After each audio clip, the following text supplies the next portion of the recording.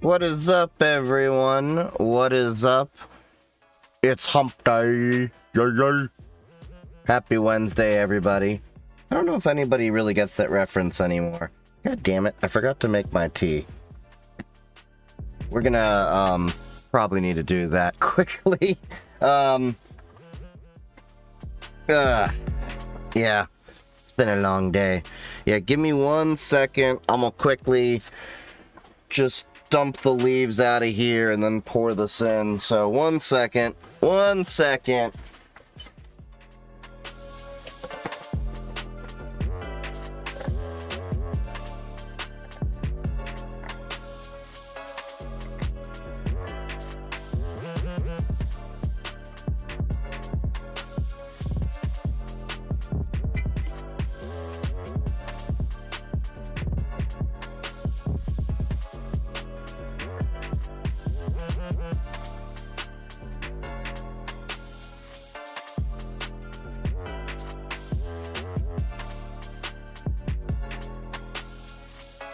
Alright.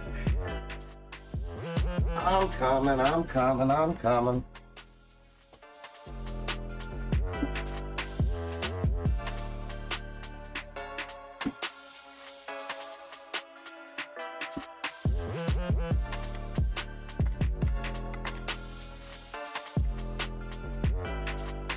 There we go. One more thing I have to add to the damn checklist. At least I got an instant hot water heater. That's a bonus, so got the tea steeping. What's everyone up to? We can watch it jiggle while you walk. I got that cake. So what's everyone up to? It is Wednesday.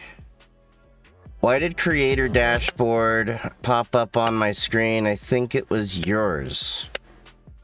I mean, you are a moderator, but I'm not sure why you would have it.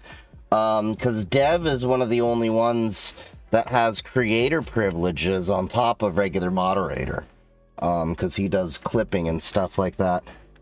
So that's weird. Don't know. What's up, VTuber Nero? How's it going, buddy? Does having a degree make you a stronger candidate? Not necessarily. It depends on the company's checkboxes. I don't have a degree. I'm working on my bachelor's right now, 15 years after being in the career, and I'm a senior cybersecurity engineer. So, check your privilege. I'm sorry, that was just funny to me. Check my privileges just in case. Hold up, let me see. How do I... No, mod. Just checking, hold on. Mod actions, unmod. Hold on, September, got all these different things. I need to figure out how to do the frickin' moderation panel. Man, it's been a while since I've had to mess with my mods or anything. Yeah, I laugh a little when I said it. That was like kind of where I'm like, check your privilege. Check my privileges, man. Alright, so how do I... Okay, maybe it's under moderation. Here we go. Mod management.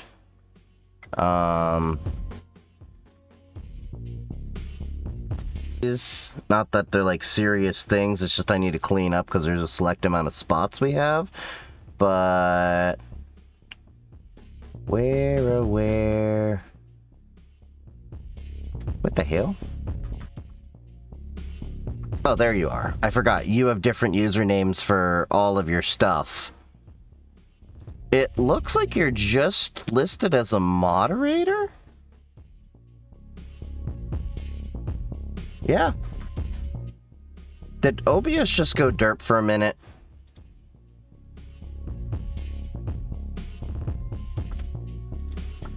I think OBS just went derp for a minute.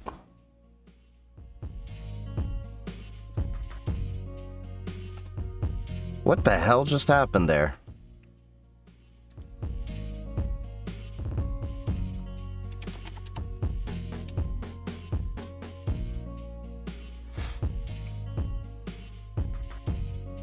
What the...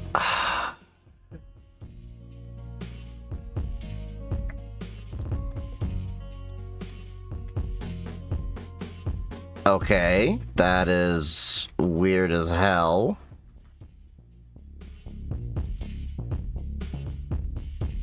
I don't know what happened there. Today is just being a really weird day, my god. Hold on. Yeah, what the hell? My Twitch just completely just went senpuku.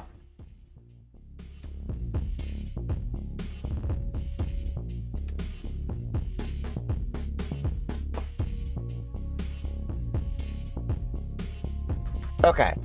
I don't know what the hell is happening with it. Yeah, Twitch just decided to be really derpy all of a sudden. Hooray! Everybody nod your head. Put your hands in the air and wave them like you just don't care.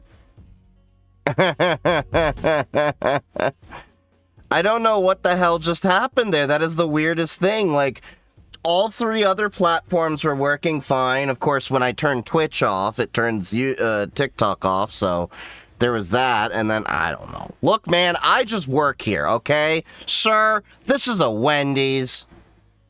I don't know. That was weird. But is everything working now? Okay. Okay, things are starting to work again on the page. I don't know what happened, Twitch. All of a sudden, I just, like, heard the, noise of OBS when it, like, fails a connection. I looked over, and it's like, what the hell?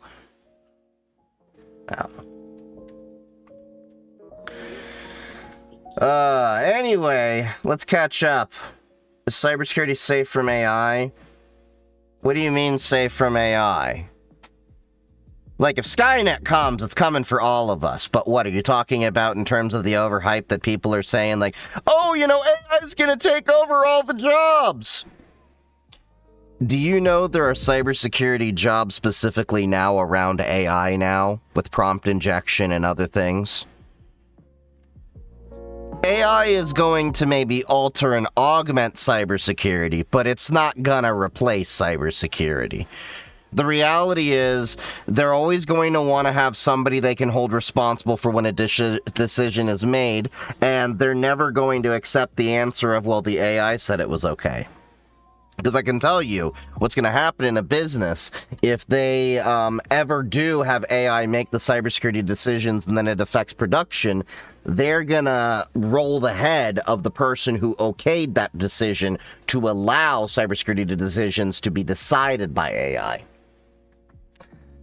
You're maybe going to see AI to help analyze things, detect patterns, things like that. Maybe at like a tier 1 SOC, maybe help us write scripts and, maybe do some analysis for SAST and DAST. But for the foreseeable future, I don't see it completely replacing people in cybersecurity. But I will say this, if you are in cybersecurity or IT as a whole, and you're not learning how to use AI tools properly and learn how they can accelerate, augment, improve, enhance your work, as well as the limitations of it, the security issues around it and everything, you're gonna be behind.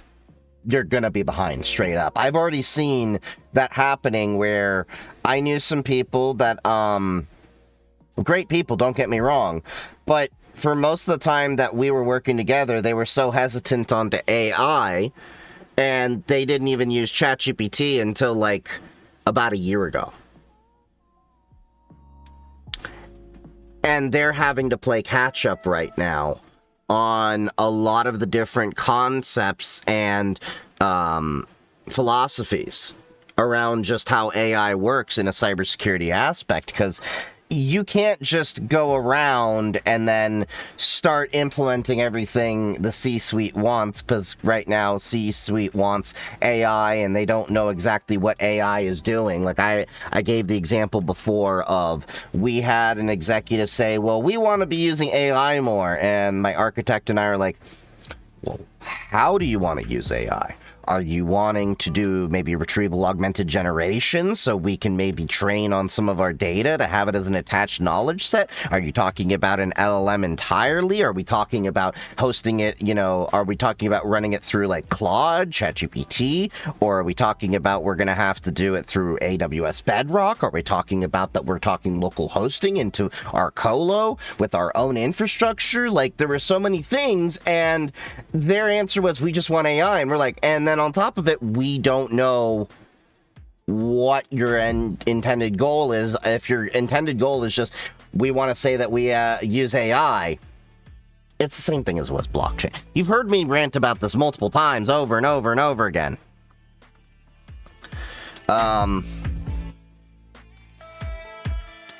Let me see. So, I have a question. Should I get a Mac Mini or MacBook Pro for M5 for running heavy AI tools? Here's the honest truth when it comes to a lot of that stuff. I know people say, well, the Mac is, you know, great for AI. There is a point when the Apple tax starts biting you in the butt if you're trying to do AI stuff.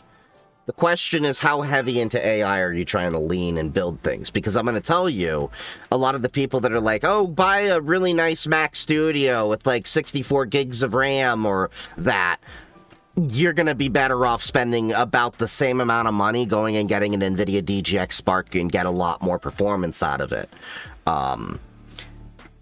But here's the reality. If you're doing any decent work with AI on the Macs, and I'm saying this as someone that has a MacBook Pro at work, and I do this with it, at minimum, doesn't matter MacBook or Mac Mini, they're basically using the same CPU, you want at least 32 gigabytes of RAM, and that's like minimum. 64 is better. It's really one of those situations of the more memory you have available, the better it is.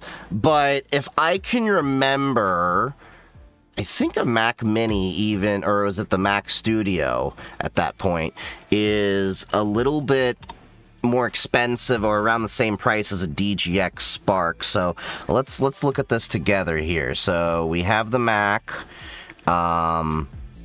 We're looking at, I think it's the Mac Studio, which was the one that did that. All right, let's spec it out here. So we're talking about, what do they want? Like, okay, I can save money now and then, one can eat money in the daytime, even can I when I sleep. No ads for me, bro. Thank you for the Prime sub there. I don't know why the music cut off, but anyway, we're looking right here. What's the minimum you need? Okay, 96 gigs of memory. Just for kicks and giggles, we'll do the 2 terabyte. So this right here, this is about the cost of an NVIDIA DGX Spark, give or take. You can get a 4 terabyte NVIDIA DGX Spark with 128 gigabytes of memory for about $4,500 if I remember. In the lab. So that's the Mac Studio. Now, if you're talking about a Mac Mini with 32 gigs of RAM, we're just going to go with the Mac Mini because, you know, MacBook Pro, you're basically paying for the same CPU, just with the screen. All right, so M4 chip, 32 gigs of memory. I mean, that's not too bad if you're at 879. But now, 1900, that'll get you a Mac Mini with 64 gigs of memory. That's the max you can get in a Mac Mini. And like I said, you're gonna want, what is it? So they come in 24, 48, and that's a weird number. Or is it just because of the chip I did? Oh yeah, so 16 gigs, so 32. This 879 is the minimum you're gonna want. But ideally, you're gonna want somewhere like 64 gigs of memory, because the 32 gig is basically doing more or less the same performance level as my NVIDIA 5060 Ti. Because here's the thing, you're going to have 32 gigs of memory, you're still going to need to be doing regular applications on this Mac, right? So you're not going to choke it up off of all of its memory. So, yeah. Can you do it with a Mac Mini? Yes. Is it ideal? Not necessarily, because here's the other thing. While everyone, says the Mac Mini does great with the AI CPU they have, and it does a decent job with my MacBook Pro I have from work, it doesn't seem to perform as expeditiously as NVIDIA GPUs do. This isn't me fanboying over NVIDIA, it's that everything that this is involving is CUDA optimized. That's basically how it is. Now, an NVIDIA DGX Spark, which is what a lot of the AI researchers are doing, is, last I checked, 3,800 for the 2 terabyte version.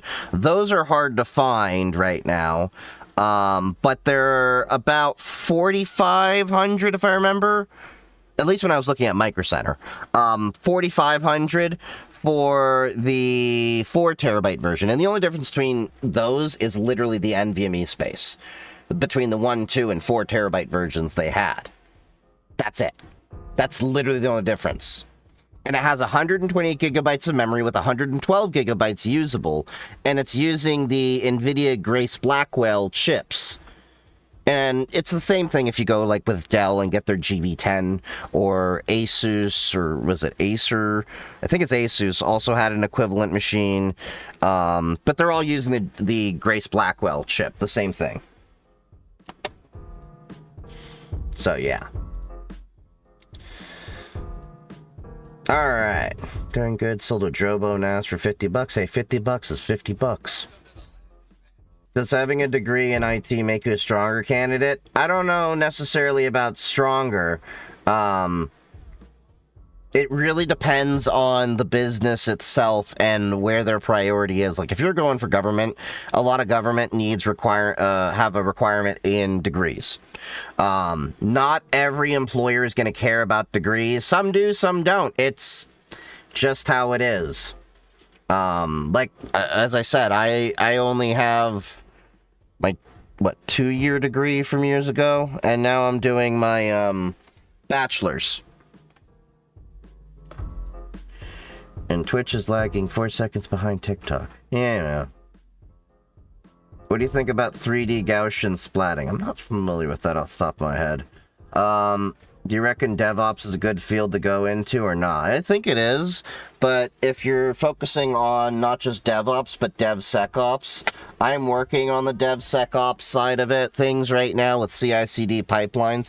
It's worthwhile to know, but the honest truth is,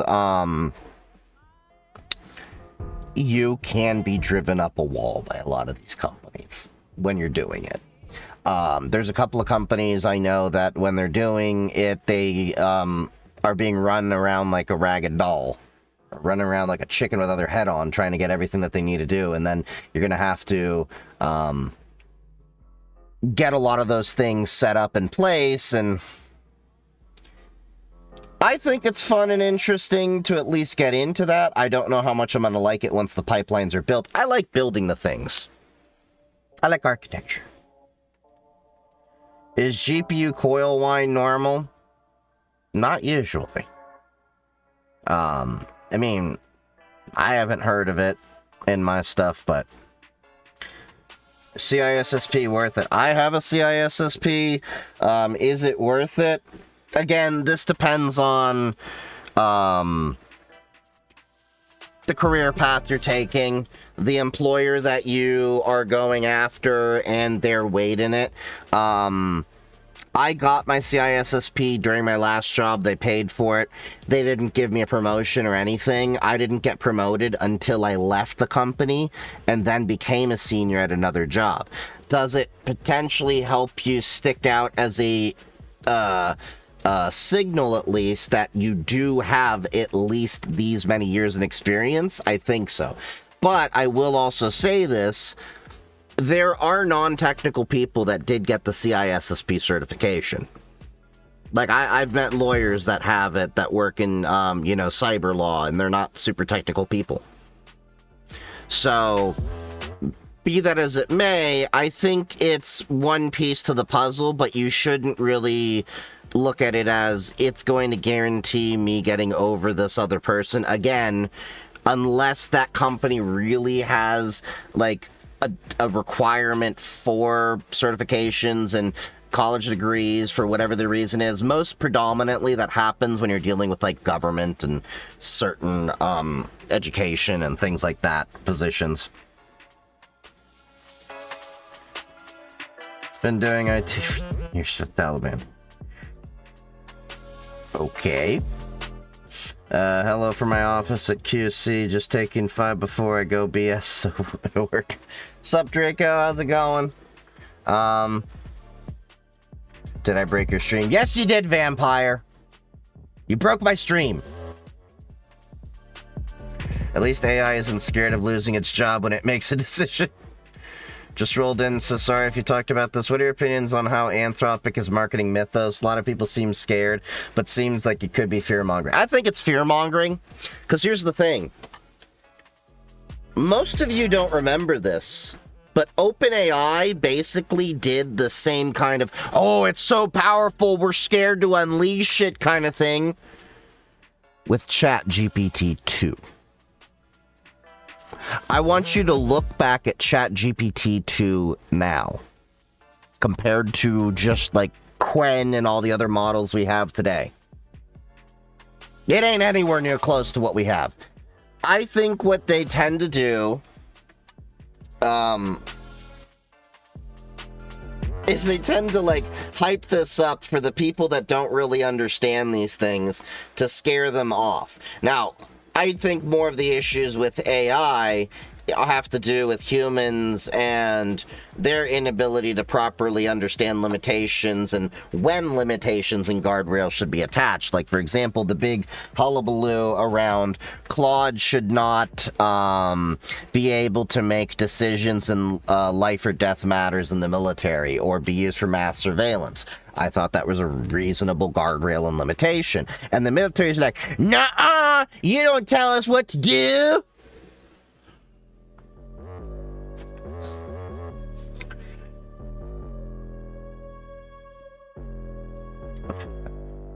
Absolutely right. Please return all company immediately. Stream crashed for a minute. Just realized I had to reload the page because it had the blank page promoting a VOD. Yeah, it did for some weird reason. Vampire broke my stream when I went to go check for his mod privileges, because for some reason it was popping up on his, and then OBS apparently reconnected the Twitch stream, and I don't know, it's just weird. Look, man, I just work here. This is a Wendy, sir. Jasmine Songa sentenced to 15 years in relation to the death of Matthew Perry. Wait, shit. What? Didn't he pass away, like, so long ago? Yeah. Alright. Oh, yeah, thank you for the follow, KXRTHV. I don't know how to say that name. Thank you, buddy. I'll just say that. Could you build something better? What am I, Bob the Builder? Was curious if you saw that John Hammond's training company, justhacking.com, just released a new AI cyber defense ops course. Basically teaches you how to build and implement those agentic workflows in SOC. Seems to be the closest thing to SOC AI DevOps-ish training that I've been looking for, all based in Claude, but seems to like a nice little training to get people into agentic who are having trouble translating to security. That's nice. I haven't really looked into it. I'm aware of John Hammond. I don't really watch a lot of his stuff. Nothing against him. It's just I only have a limited amount of time in the day, unfortunately. I've been playing with a lot of those agentic workflows myself in different things inside of my home lab. I'm building things, like as you saw. I don't know if you guys saw this because I only shared this in passing over on Instagram, Blue Sky, Mastodon, and you know, Pixel Fed and those places. but I actually finished training a lot of my data for my embedded LLM, so I have the ability to do some interesting things. I'm going to just show you an example here. So if you look, I can now attach knowledge over here for a lot of different things. As you can see, I have like Wikipedia, cybersecurity, general, technology, politics, science, history, NIST SB 800, MITRE ATT&CK, CIS benchmarks, NVD, CVE. So the CVE is the CVEs that have all been released within the past 90 days. So how I did this is... Hold up. Close that. We're not doing that anymore. We're going to bring that up. Let me SSH into the server. Alright, so... Okay, so it's still training over here on a bunch of data, because as you can see, it's going through 16,370 CVEs. But yeah, it's running through a pipeline. So what this is doing right now is I have 2 GPUs in my AI server. There's 5060 Ti for the general inference because it's larger, and then the 3050 is more than large enough to do 8B models with embedded LLM. So this is using Qwen 3 embedded to go through all the data it's pulling from the different resources, like I did all of Wikipedia, and then index all this so that I can then use that as attached knowledge. So I'm going to... Here, we'll just do something with like history to see an example here. Well, because the NIST CVE is still building out. Tell me about the American Revolution and the steps that led up to it.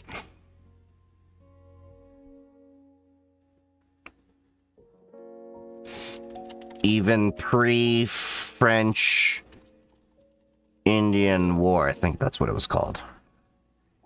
Alright, so we're going to use Qwen 3 14B. This is a thinking model, so it's going to be thinking for a second here. First, it's going to take a second to load the data in.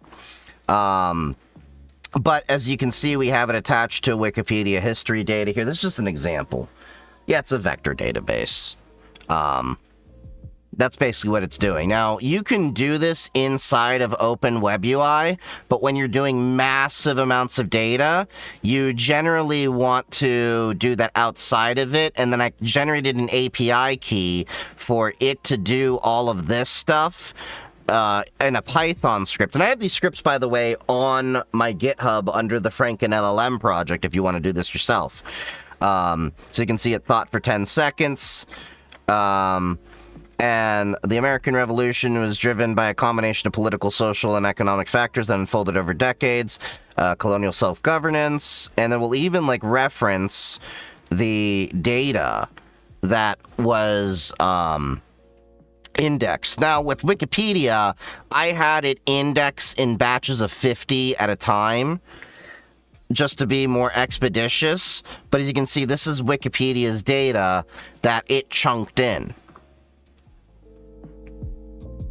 So you can see it's pulling that and it's referencing from that data. So it may not be extremely as great as doing an individual article, but it was a difference of me processing all that data in 3 days versus 26 days. But yeah, basically what I'm trying to do is create my own offline databases for a lot of things here. We can even, for example... Forgot you can do challenging models and do it back and forth. So let's say attach knowledge. We can see what it has right now. Oh,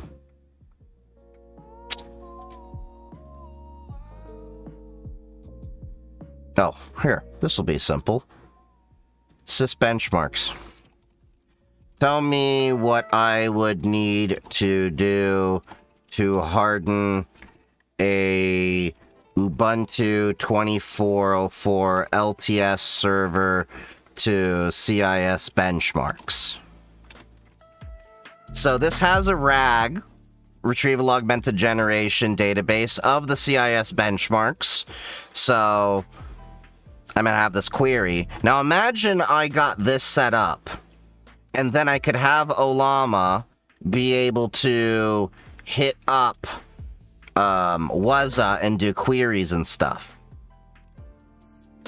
Might not have built out the CIS benchmarks entirely. I'm still troubleshooting some of this stuff.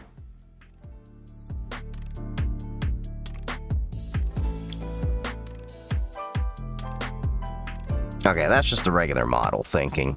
That wasn't attaching the knowledge that I wanted. Okay, that's a note for troubleshooting. But look, I've only been doing this for about a week or so, it'll take time. But nonetheless, you saw before with Wikipedia and everything. What's my GitHub? Chief Geek 3D. I have the links in bio for it too. But yeah. Have you dibble-dabbled with the game server things in Discord? I have not. We talked about it on stream a little while ago, though. Hello, Mama. Oh, hello, Mother. Hello, Father. Here I am now, in Camp Granada. That song? Is that what you're thinking about, Vampire? There is Cat GPT. Oh, yeah, of course it would be. They give him a company store and give him stock in the company every now and then. Wait, what? Oh, that must have been from the chat jumping around.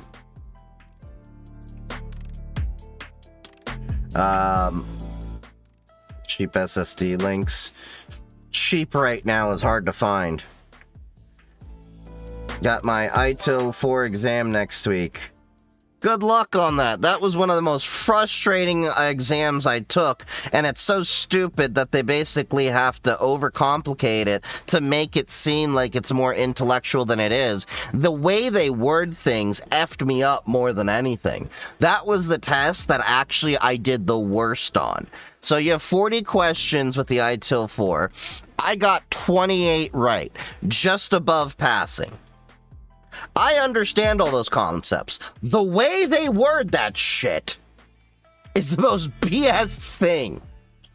And that's the thing I hate most about these exams and everything, is the way they word things are the ways that you would never actually speak of these things when you are in the actual field.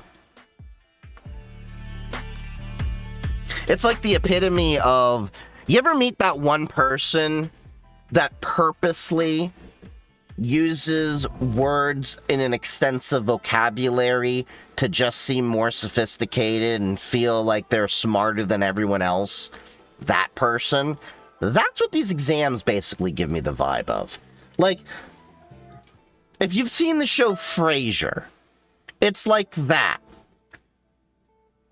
Can I use the big fancy words? Absolutely. Or, can I use those Brogdon-Nagian words to convey my opinions intellectually? Indubitably. But I also don't want to look like a pompous ass, so.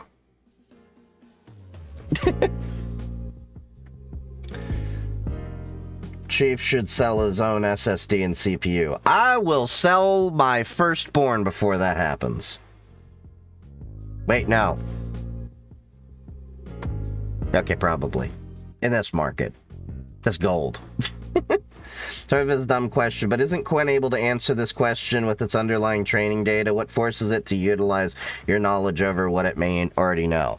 So basically, you tell it like, hey, I'm oversimplifying this a little bit. You're saying, hey, there is this knowledge base over here. I want you to use this as referential data.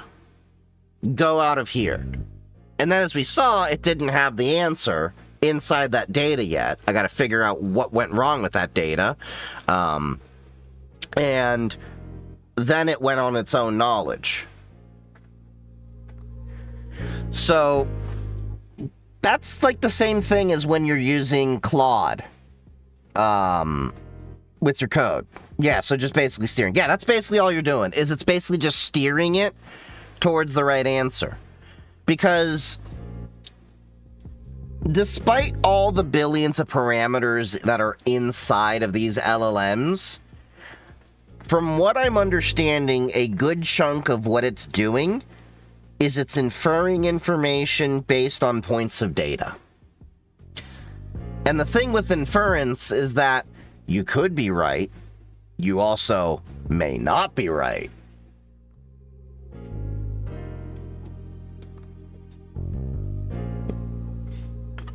I know how to do the game server in Discord. It's easy. As I mod, I can access it. Okay. We can probably do something like that. You've been in QA for about 6 years. Is it easy to pivot to cybersecurity? I don't know about easy coming from that side of things, but can you pivot? Yeah. I know quite a few devs then, people like that have moved over. Now, there's different concepts and, procedures, things like that, but as long as you understand a lot of the underlying technology, it can be done. They are there not to test your knowledge, they are there to trick you into picking the wrong answer. My manager uses those words, what you call. That's what executives do. I dread being in director meetings with the corporate jargon. Oh, I hate it too. I hate it too. Like corpo speak, like, let's just do an example here. All right? Can you execu speak how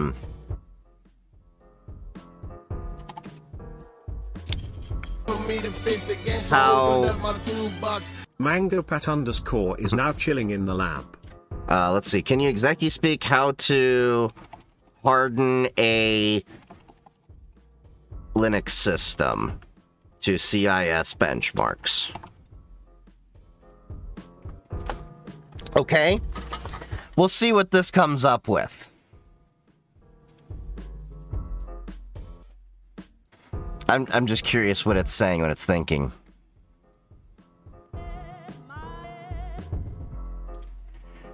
Alright, so here we are.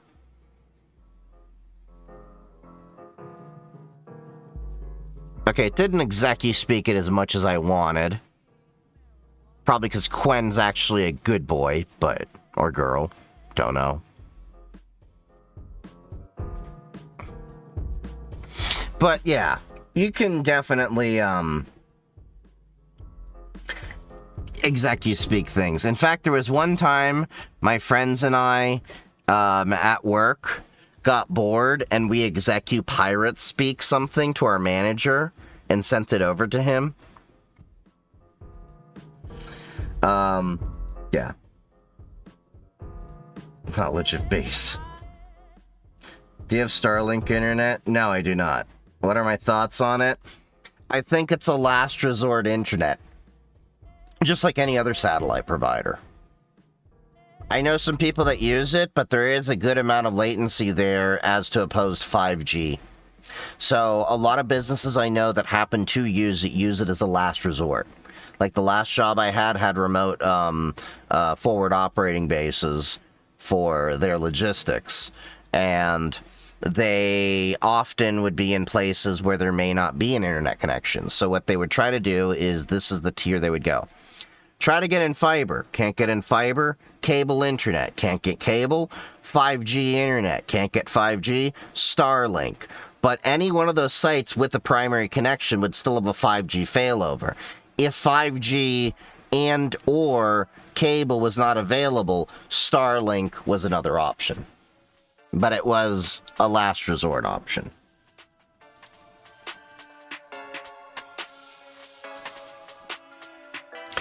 Alright, so...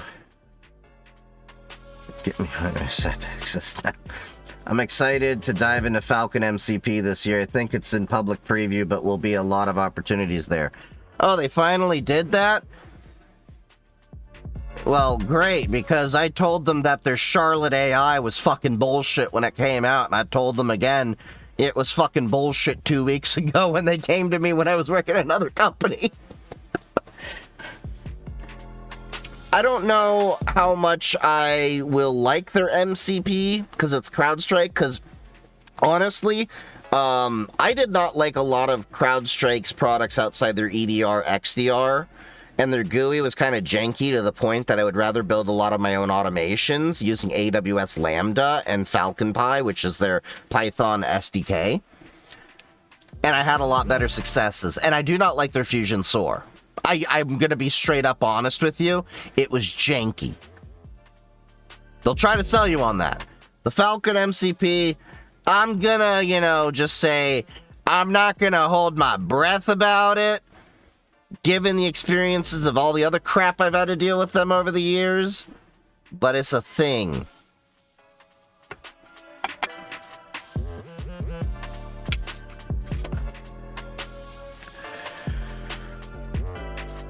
I'm getting hungry. Knowing CrowdStrike, it will definitely be broken. What do you do in cybersecurity for work? I, make coffee. I sit at my desk. And then maybe for like about a couple hours of work, I zone out.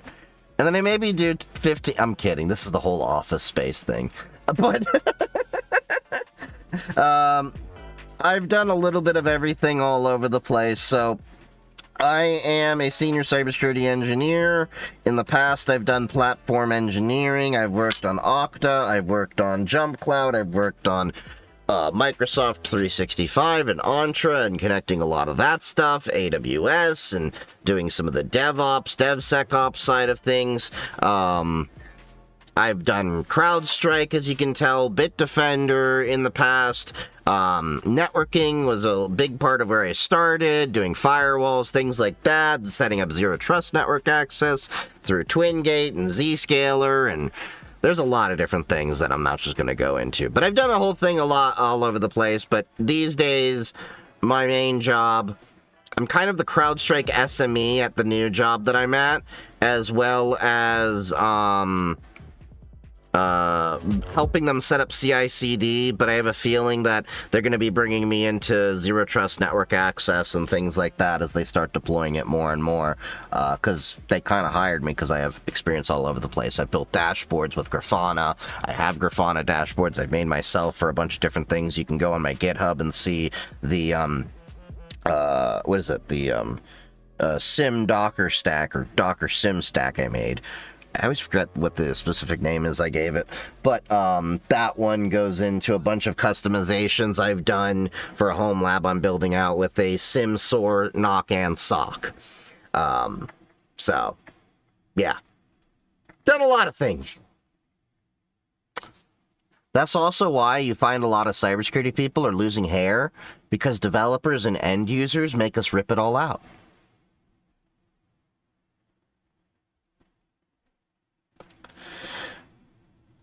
LLM equals good search engine, crypto distributed database. Oh, crypto equals distributed database. Oh, yeah. I guess.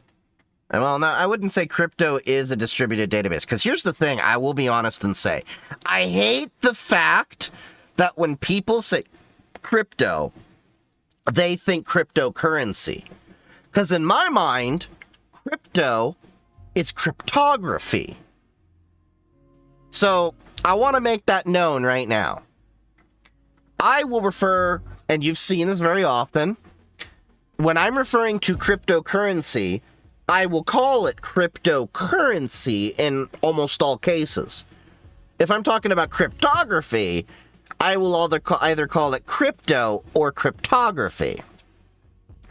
So, the thing is, a distributed ledger, which is blockchain, doesn't even need cryptocurrency. That's one of the things I hated about crypto bros, is they seem to have connected the idea that all blockchain is cryptocurrency, and therefore all cryptocurrency is blockchain. Not necessarily, because I think there's like, I think DAG is a different thing. I don't remember what that stands for, but I remember that was a thing going on for a while, and that's not necessarily a blockchain unless I'm mistaken. And you can have projects that use blockchain but are completely unrelated to cryptocurrency. For example, let's say you're doing an enterprise resource planning system. Okay, you may not be familiar with this, but we have like Microsoft Dynamics 365, Microsoft Dynamics GP. You have Acumatica is the other one. There's a few others out there. And with this ERP, you want to have an audit trail that is immutable. You could technically do that with a SQL database and set up all these audit extensions, and that's true, but the issue is SQL is not built around the idea of having an immutable database to begin with an audit trail. Those are extensions, so if something's misconfigured or, you know, manipulated, there are ways to get around that.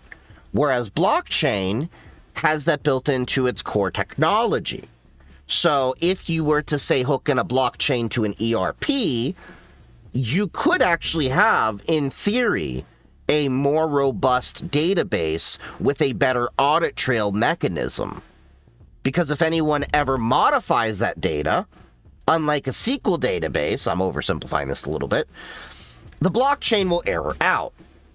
Whereas the SQL database will just say, cool, we'll calculate that and roll with it. Unless somebody malformed an expression or something like that. So, yeah, the cryptocurrency is not necessarily, let me rephrase this. Not all blockchain is cryptocurrency, and not all cryptocurrency is blockchain either. But also, like I was saying, in this chat, crypto means cryptography. Okay? Let's get that established in, you know, my part of the land of the digital cyberspace, okay? Crypto is cryptography in this area.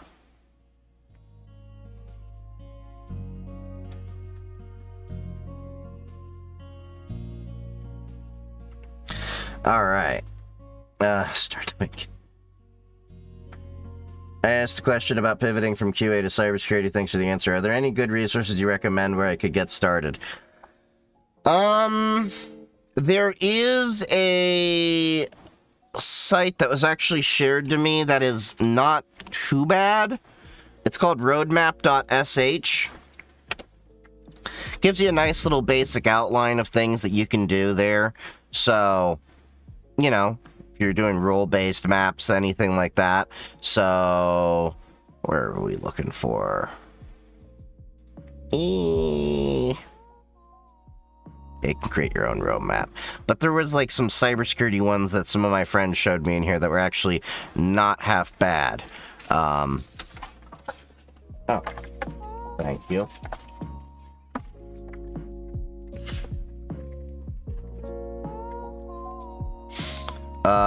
So let's see, machine learning, software architect, we'll just go to DevSecOps, because they got that there.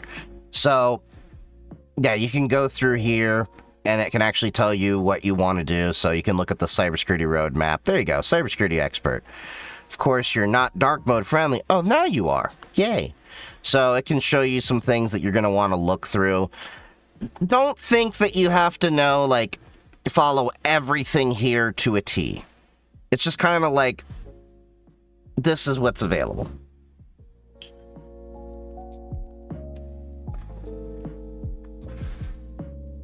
But roadmap.sh, it's not too bad to at least give you an understanding and a baseline of all the different things that you're going to want to do and figure out, or at least start looking down the hole for. Home labbing is definitely a big way you're going to tinker and learn. And I always tell people you should be tinkering and doing things outside of work too.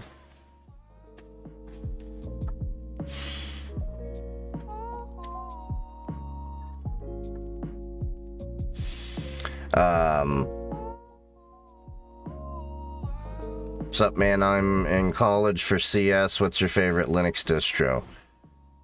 I use Cubes OS, Pop OS, Ubuntu on servers, and Debian on servers. And then I also use Parrot OS in my security testing laptop. Any tips for getting into the field? Trying to enter at the ground floor as help desk or tier 1 MSP, but I'm competing with literally like 300 plus other applicants. Network. It's not necessarily what you know, it's who you know, how you present yourself. Soft skills go a long way. I won't take the dev slander. Do you think a degree is required in order to be knowledgeable in this field? Fuck no! I didn't have a degree in this field. I think that's one of the biggest, cons that has ever been thrust upon society, is the idea that you need a college degree for every single field. Can it be helpful for some? Yeah, if you're the type of person to learn in a classroom, but at the same time, cybersecurity is not really that type of thing that you generally learn in a classroom. Most of the learning is in a field. Meeting with friends and learning through osmosis. So, yeah.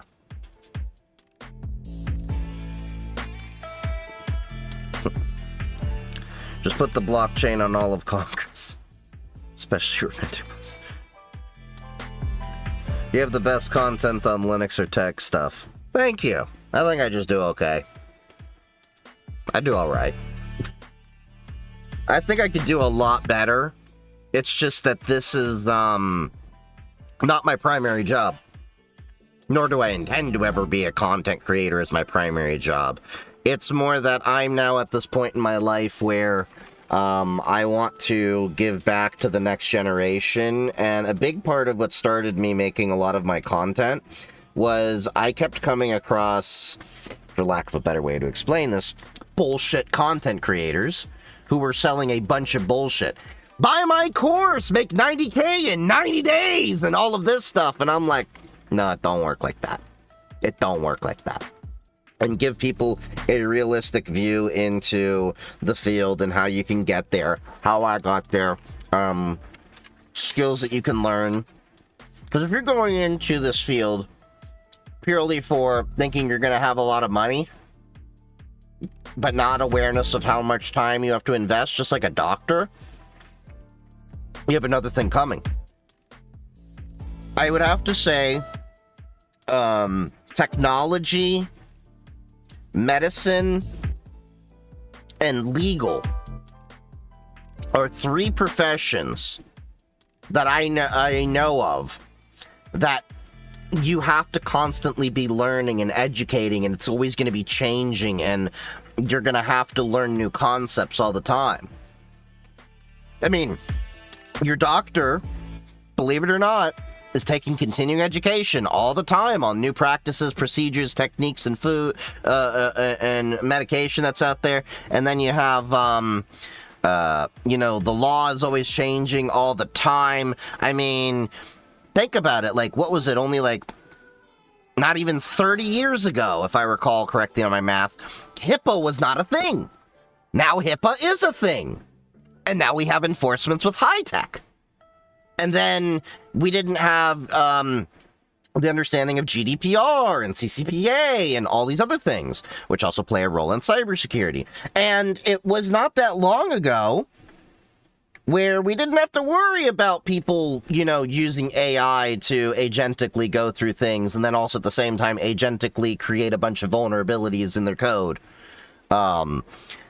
It wasn't too long ago where, we didn't have cryptocurrency scams related to ransomware and all these other things. It's a all ever-going, ever-changing world. Do I still work? Yes, I do. Man, all the DC Universe fans bailed on the COVID. Wait, what?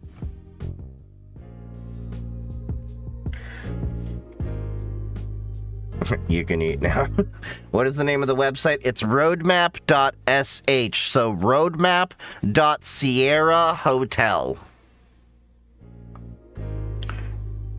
15 years as well for me, but I did get a degree in IT. I think I would tell most to get a CCNA. I didn't get a CCNA. To be completely honest, I didn't have any certifications in this field until 2 years ago. My first certification was the CISSP. I'm not kidding.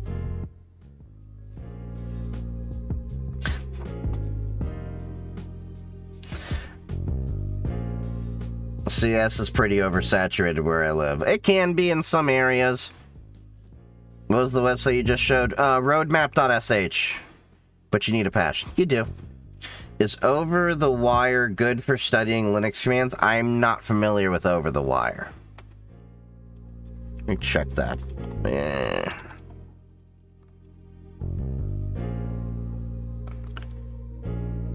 What is that? Oh.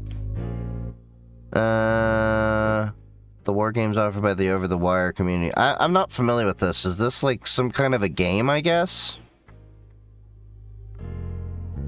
I can't really say one way or the other, to be honest. A pizza with black olives. Well, yeah, it's a matzo pizza. Love that you aren't gatekeeping. I try not to. I try to be realistic with things. Very tough to find creators like you. I mean, have you tried playing hide and seek? I'm kidding. Well, I don't like to think of myself as a creator. I like to think of myself as a tech guy working in cybersecurity who happens to make content.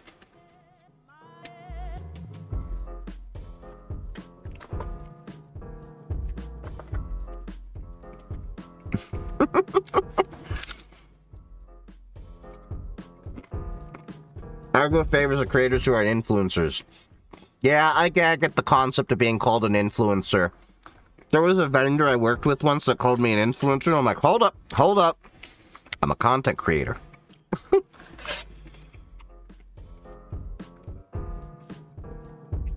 Someone informed Chief that I redeemed the if you eat food reward you can eat now.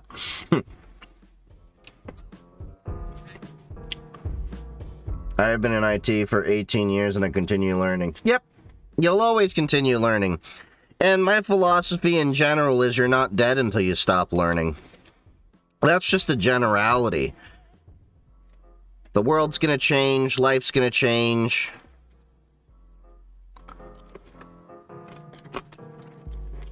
Is it homemade? Damn right it's homemade. It's shmura matza with, you know, marinara or mozzarella, and they put olives on there. What's your philosophy to learning hardware and software? Try to avoid electrocuting yourself and...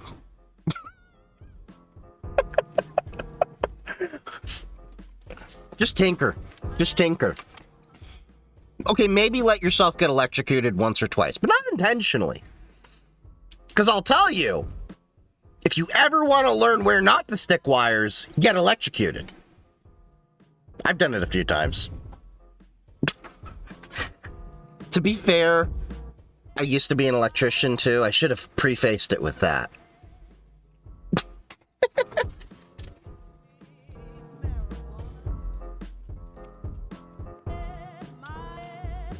For started, every single one of us who worked inside of healthcare knew that it was a ridiculous concept and the privacy was internally held. It's not necessarily a ridiculous concept, it's just more that it was an adjustment because it was a Wild West for a lot of data. And people were selling data. It was not a good time.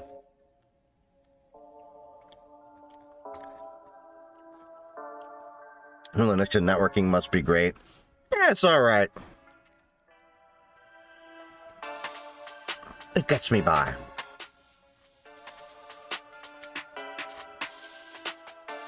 I'm just waiting for corn on the cob, corn on the comb. Do I have to be great at SQL and other programming languages for cybersec? Do you have to? No. Will it be helpful? Yes. So most of my career, I maybe at most have done scripting. It will be useful for you to at least know basic SQL syntax. I barely deal with SQL though. Most of my career, I've done Bash, Python, and a little bit of PowerShell.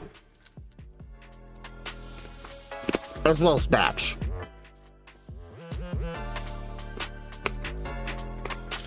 Well, do you believe that Network Plus should be before Security Plus? Yes. Network is foundational knowledge before you get into security. One who is in security, or I'd say IT in general, and hasn't learned networking first, is someone that is really far behind. It's not trying to gatekeep or anything. Networking is the most foundational concept in all of IT. And I have made the argument that I think even developers should understand core networking concepts. Does that mean necessarily they should get the Network Plus? I don't know about that.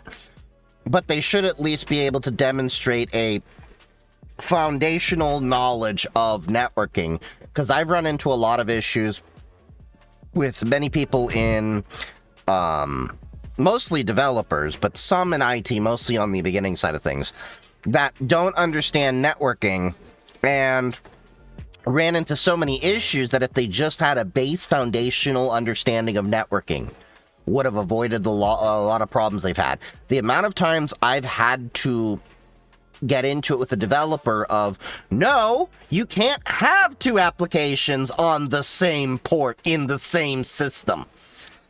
You have 65,535 ports.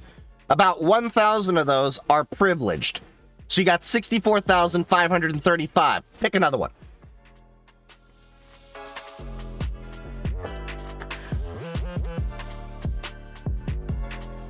Or DNS, or other things, you know.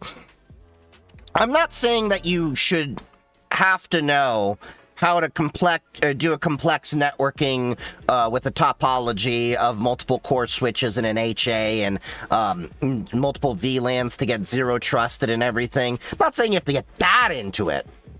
But I'm saying you should at least have a fundamental understanding of subnetting, RFC 1918 private space addressing versus public spacing, ports, basic services and what the port number is that they use, and fundamental things like, I swear to God, this is one of the pet peeves I have.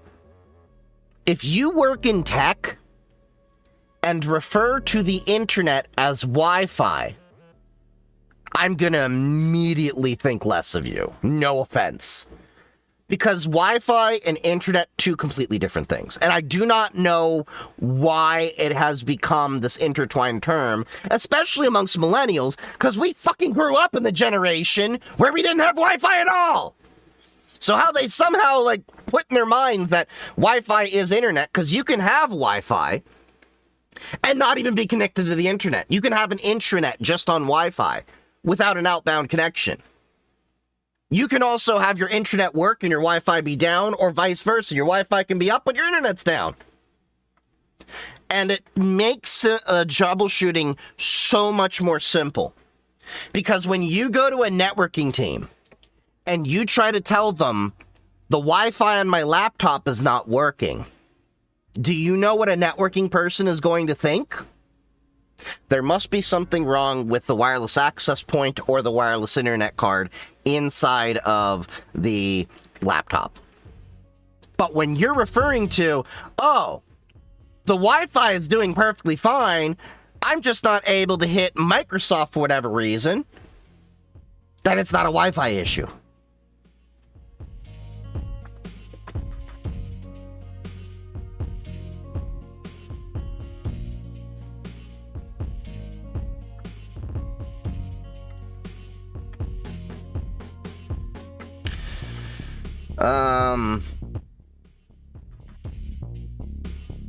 Okay, let me catch up on the chat over here. Sorry. I went on a tangent. Hey, I've been in service desk for 8 years. What's the best certs to move into cybersecurity?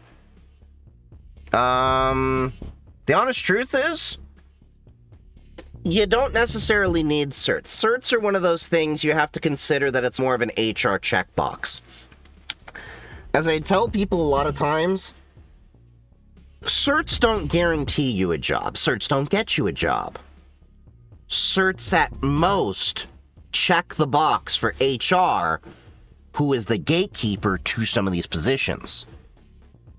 I didn't get any certs until 2 years ago in my career. I had my first cert be the CISSP, which, if you're not familiar with that requires 5 years of field experience if you don't have a 4-year degree, and 4 years of experience if you do have a 4-year degree. I only got my A+, Network Plus, and Security Plus in February of this year. Almost 2 years after my CISSP, because I'm working on getting my bachelor's at WGU. Why? Because I'm getting the bachelor's to be a checkbox to get past HR gatekeepers. Because the problem is, right now, with the proliferation of AI and extensive use of application tracking systems, ATS, HR wrongfully is looking for checkboxes. I have been told firsthand, my resume has been denied by not by hiring managers, by HR, because I didn't check the right boxes. But I happen to know people that were in hiring positions or were close to the hiring manager that I sent my resume over to them, literally over Signal. And Sora02 is now chilling in the lab. Thank you for the follow. And they then handed the resume over to the hiring manager. The hiring manager got it directly. Maybe I even sent it over LinkedIn, whatever. And they'd look at it and be like, you got denied. You have all the qualifications here. And HR, in most cases, is not qualified enough to know who is qualified for the job. Very often, they're going to ChatGPT and asking, I have this position, what qualification should I be looking for? So unfortunately, we're all playing the checkbox game. So it's not necessarily that you need best certs, what are the best certs to get into cybersecurity. It's that you should look at the job postings for the positions you want to be in and look at the boxes they want you to check. That's how you look at it. Don't look at it as, I need to get X cert to make sure I can get into cybersecurity. Look at the positions you're looking for. See the common criteria that is across that field. Work on that. It's the same thing as I'm trying to get into architecture. Well, a lot of those architecture positions require or highly recommend at least a 4-year degree. Sir, I'm 23-year-old, want to start learning coding and software development. Is it too late? No! I don't know what is with you all that are in your 20s thinking, is it too late to learn this shit?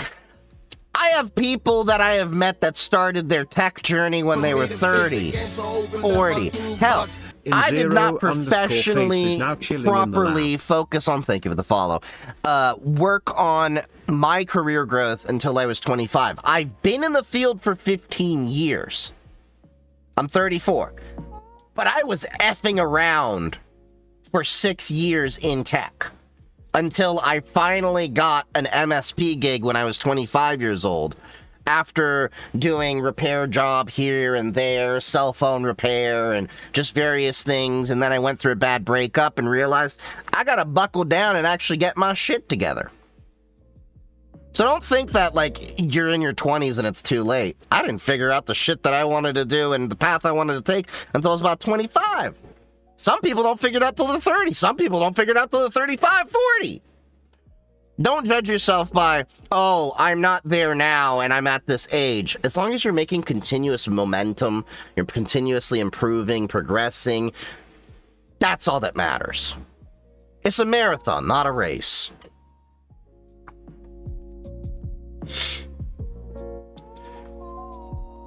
That's a good looking pizza. It is. Start an MSP and I feel dumb. Well, let me put it this way, Joey. You always want to be the dumbest person in the room. Here's why. If you are the dumbest person in the room, that means you can learn, you can grow, you can acquire knowledge from other people. I personally don't like to be the smartest person in the room. If I find that I am the smartest person in the room, I will actively try to find places where I'm not the smartest person in the room. Because now I have new places to acquire knowledge from. So don't look at that as a slight on yourself. Oh, I feel dumb. Look at it as, man, I got so much learning to do. And get excited for it at that approach. Because it's boring being the smart person in the room. I will tell you that. I don't like it. That's why I go and find people that are smarter than me to go learn from them. And there's always going to be someone smarter than you. So remember that. And another thing I will tell you, my mother used to say, there are no dumb questions. There are only morons in the back of the class pretending to know what's going on. So ask questions. Stay curious.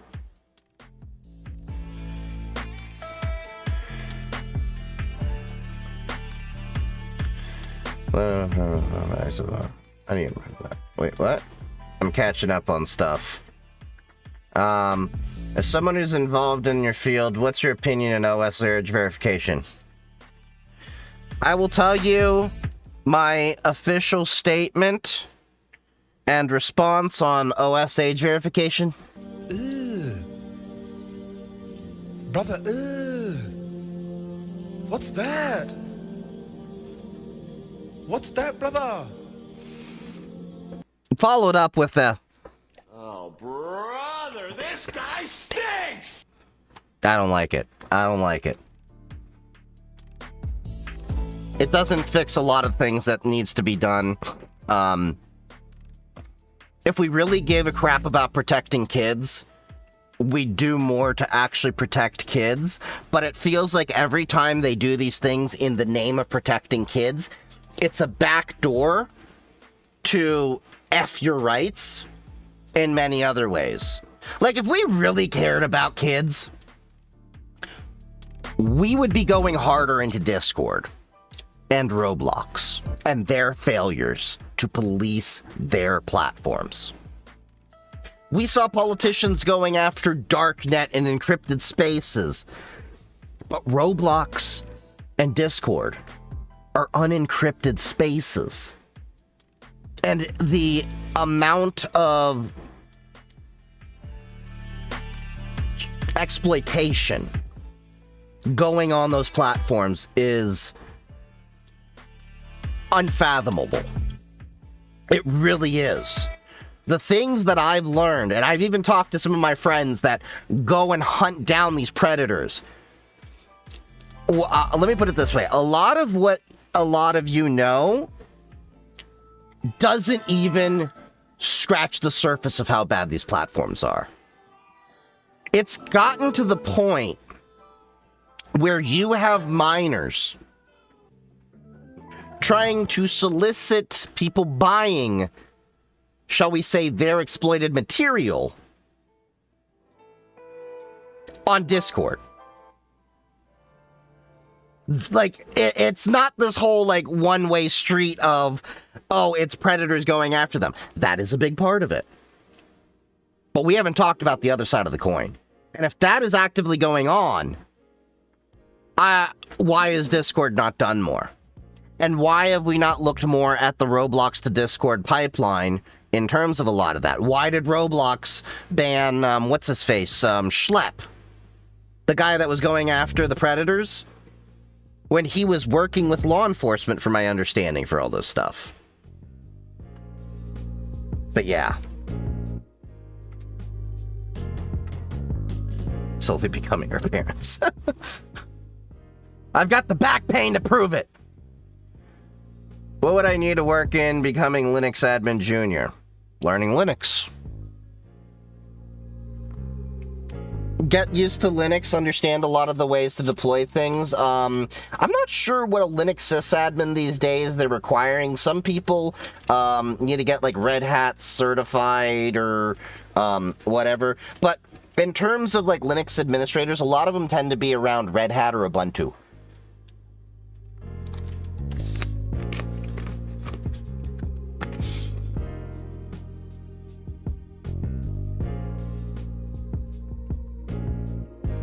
How to get past help desk. So I find to get past help desk, a high-vis jacket, a hard helmet, a clipboard, or a ladder really works. People let you open the... I'm kidding. All right. I'm not kidding that those tactics actually work in many places for people to open doors and social engineer them. But to get beyond help desk, you have to invest in yourself outside of work. The biggest mistake that I find from a lot of people that want to progress in their careers in tech is they say between 8 to 5 is all I want to do in terms of my IT job or cybersecurity job or whatever. The difference between a job and a career, in my opinion, is a job, you punch in, you punch out, you're done for the day. A career doesn't necessarily stop. So you're going to have to push yourself outside of work to tinker, home lab, and educate yourself on many different things. Thank you for the follow, Greg. And push yourself to be in uncomfortable situations, whether that means progressing and getting certifications or a degree. Like I'm going and getting a degree right now, 15 years in, to get a bachelor's, maybe a master's in cybersecurity, just to check the box. And I invest about 10 to 20 hours of my own free time every single week to continue my craft. Go and network. Make friends in the industry. A lot of people I know are like, I don't know where to meet people. I'm like, have you checked Eventbrite? Have you checked Meetup? Have you checked InfoSec Maps? Those three platforms have a lot of different tech things in different areas. Like I meet up with my local DEF CON group once a month. In fact, I'll be doing that again tomorrow. I got like 30 different people from all sorts of parts of cybersecurity that we hang out and chat. B-Sides is happening all over the world. I'm going to be at several B-Side sessions over the next few months. You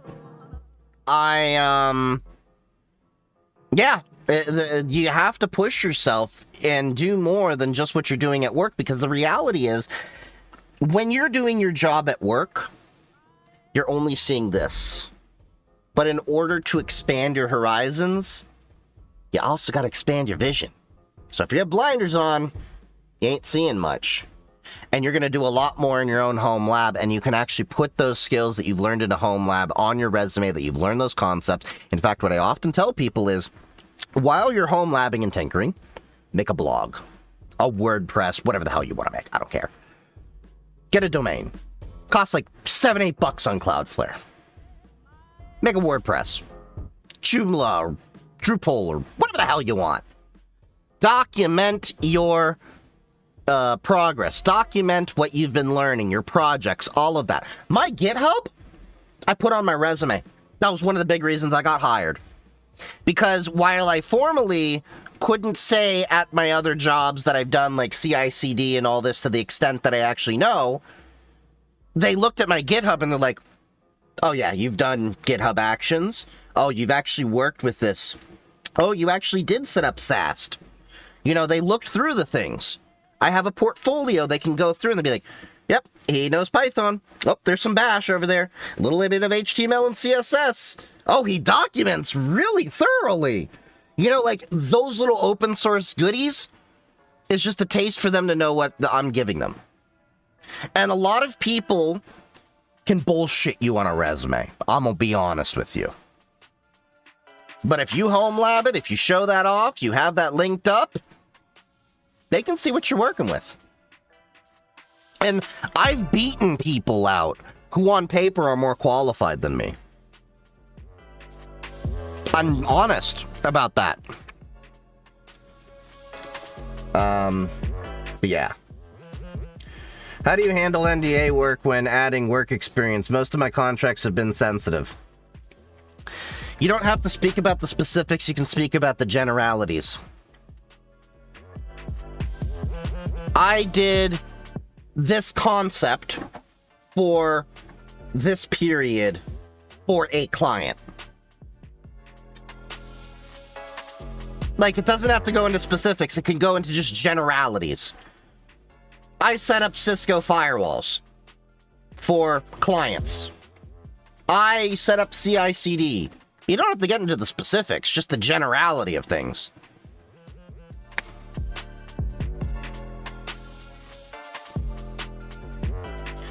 What is that? Learning SSH and Linux server Archer next to... Okay, you're talking to someone over there. Pivoted IT at 28.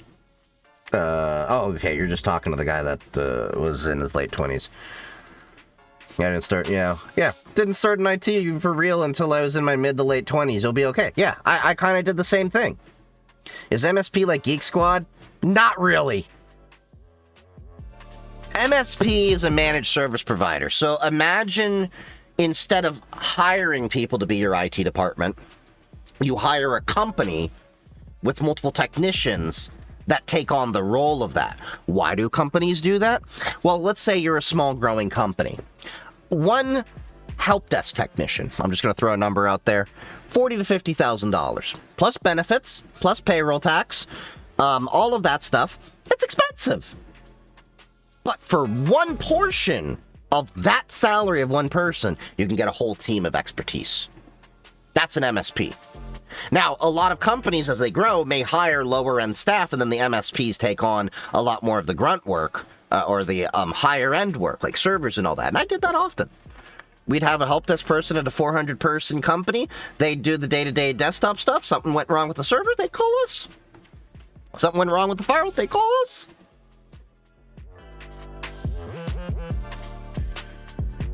What about a room with stakeholders where you have to do a presentation? So, what you want to do in that case is you want to drop your pants and then shut... No, I'm kidding. No, you just gotta, be calm, cordial, be cool, be confident, but not cocky, and be earnest and honest and humble. If you don't know, you don't know. Just say, hey, I'll have to get back with you on that answer. Things like that.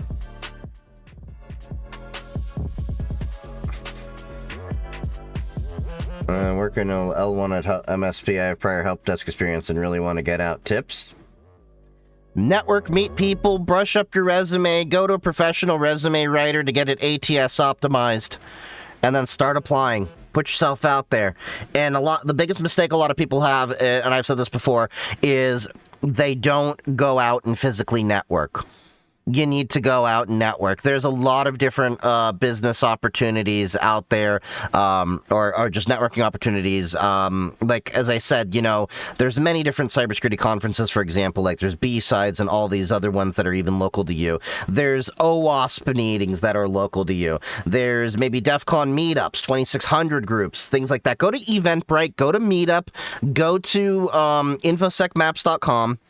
Find events, go network, make connections in the industry. The biggest issue a lot of people have is they don't go out and network themselves and put themselves out there. Because, like when I was looking for my last job, I had 4 different people help me find different jobs when I knew I wanted to get out of my last job. 4 different people were helping me. And one of the jobs that I got was the result of one of my friends hitting me up and saying, yo, this job looks like it'd be perfect for you. Go apply. I applied, I think like around the end of the year holiday time. Heard back from them in 2 weeks.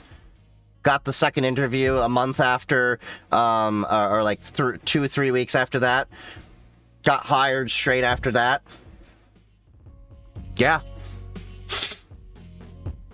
The biggest mistake that I think a lot of people have in IT and cybersecurity is a lot of people are introverted and they think, I'm in a field that I never have to deal with humans.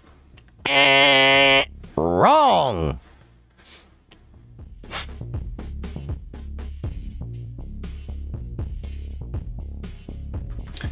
What's the first step I can take to protect myself from hacking me? So I'm so effing scared of it.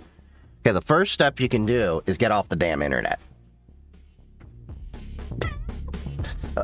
In all reality, like, the issue is you have to have a, in cybersecurity, we have the concept of risk acceptance. By virtue of just being on the internet, you are vulnerable. That is the honest truth. You put your information out there. So what you can do is limit your amount of information you put out there. The more information that is out there, the more they can take. And that's why privacy is a very big aspect. And as I've talked about before, privacy, anonymity, and security are three different topics. You can be private and secure. You can also be private without security. You can be secure but not private. You can be anonymous, private, and secure. You can be anonymous and secure. You can be anonymous and not secure, or private. Privacy is basically control of where your data go, who you give your data out to. Security, well, let me put it this way, but in the argument of privacy and security and even anonymity, somebody walks by your house. They look into your house. You close your blinds. That's privacy. You put locks on your door. You put bars on your windows. You maybe put up an alarm system for a deterrent. That's security. That person doesn't know where you live. That's anonymity.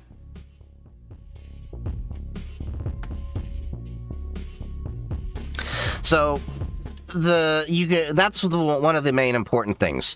After that, password managers. Password managers are one of the biggest things that you can do, because pass keys, while they are the preferred thing, are still not widely used everywhere. Pass keys hopefully will replace passwords. So I use, like, I recommend to everyone, like, Proton Pass. Proton actually is a great password manager. Yes, I'm affiliated with them. Full disclosure. Links in bio if you want to use that. Helps out the channel. But, Proton Pass is my favorite password manager, partially because it has email aliasing capabilities built in. And what that means is that, so you give your email out to you use the same email for all of your different, accounts that you're setting up. So you're going to timmy@me.com, all right? Every account knows that you're timmy@me.com. One account gets breached. That email is now known. timmy@me.com now is known to people who want to compromise you. So they may take your credentials from other leaks and start spraying it at accounts. What aliasing your email helps you do is you now have, passmail.net, I think is the default domain they have. So now you have Timmy Falafel at passmail.net for that password. That forwards into timmy@me.com. And then you have a different alias for each account. And Proton keeps track of all of those. That way, if that account ever gets breached, they only have that one alias. And if that alias gets, really compromised, spammy, or something like that, you can kill that alias and move over the account to another email. And like I said, passkeys, very important thing. See, we got a super chat here. The net was initially designed to share info. Wrong! It was made for...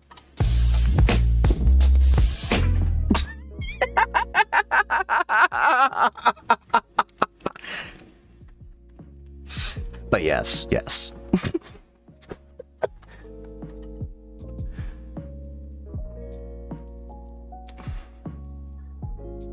No SID with it.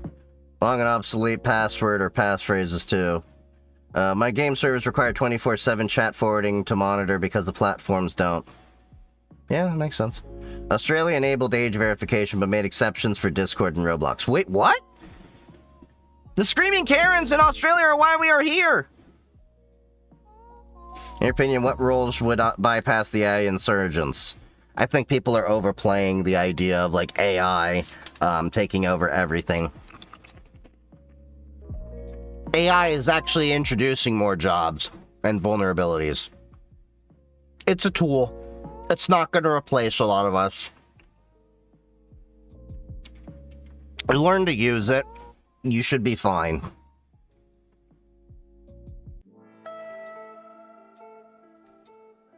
So true, a lot of time work doesn't let you touch and work on things you want at home. You can do it. Yep. Game servers, home media servers, scrap servers, all great places to start at home. My networking knowledge started with a game server that I built Tribes 2 many years ago. Is IT still worth it in 2026 with no degree? Yeah. It might be a little bit different and more interesting to start, but it can be done. But that's mostly for you're gonna have to put yourself out there and meet people. It's not what you know, it's who you know. I'm R from TikTok, and thank you for replying my content. I currently have an AAS degree in cybersecurity and currently spend my nights working towards my bachelor's from WGU. Hey, nice. Will you be in Illinois? I unfortunately don't think I will be in Illinois this year. I think there's a B-sides going on there. Some of my friends tried to get me to go, but I just started this new job and I didn't want to burn PTO and stuff, and I'm still catching up on paying off some bills. Which I'm all but like $500 away from paying off all my credit cards finally. Car repairs and all that other kind of stuff messed me up, but I am planning to be at Hamvention next month. I think B-sides Dayton, because that's like this, like a week after, so I may as well. B-sides Las Vegas, DEF CON, GERCON, Hackers Teaching Hackers. Those are where I'm planning to be so far. I already have my ticket to HTH, GERCON, and B-sides Dayton. So, yeah. So I'm gonna be a little bit all over the Midwest and then Vegas.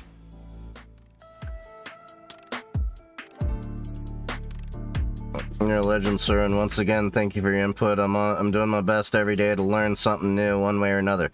That's the attitude to have. You're not dead until you stop learning. That's great. Happy hacking, buddy. Use Void Linux. Should I keep it, or do you recommend another distro? Do you like that distro? Does it work for what you need to do?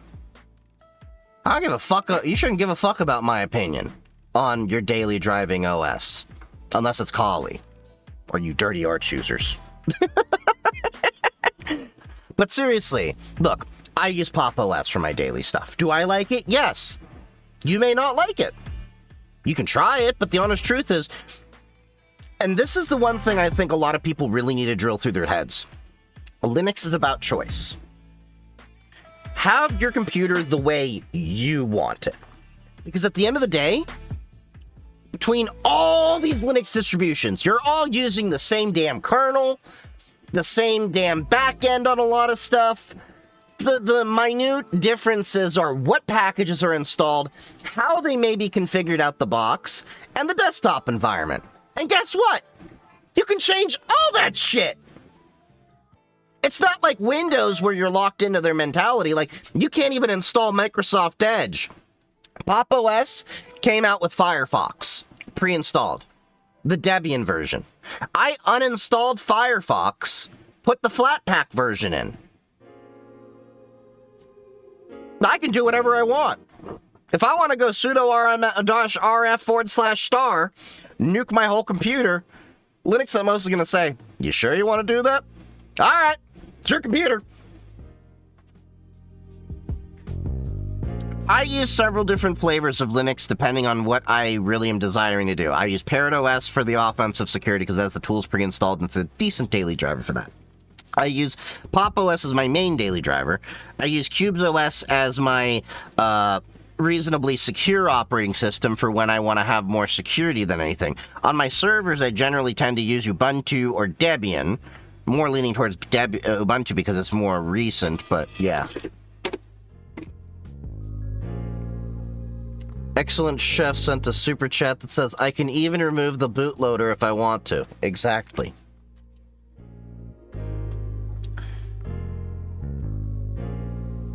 Deja vu, I feel you've said all these things before. Is this a recording? No, it's not a recording. Are we human? Or are we dancers? No, a lot of people ask a lot of the same things. And I haven't quite figured out how to make an AI automatically just respond to people with my answers. And I also don't want to be an asshole. Well, I kind of naturally am. But you get the point.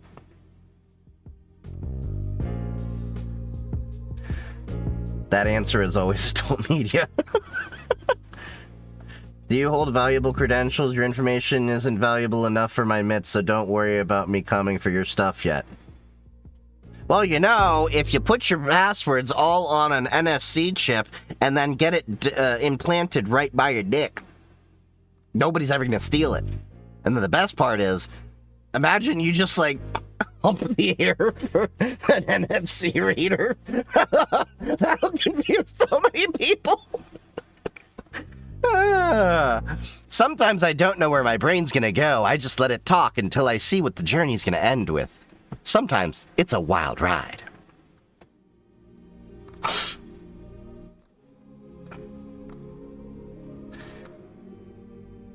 So that Proton passkey, is it, for example, when you download an app on Apple and it hides email?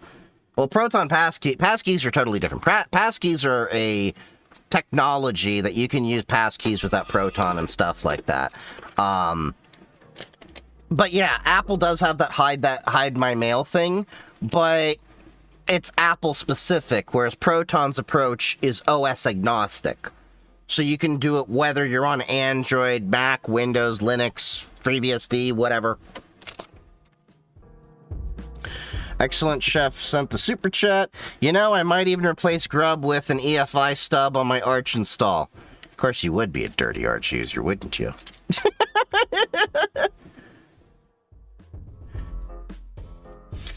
The internet was made to share intel and military information. It just became public infrastructure. No! No! It was always intended to be for...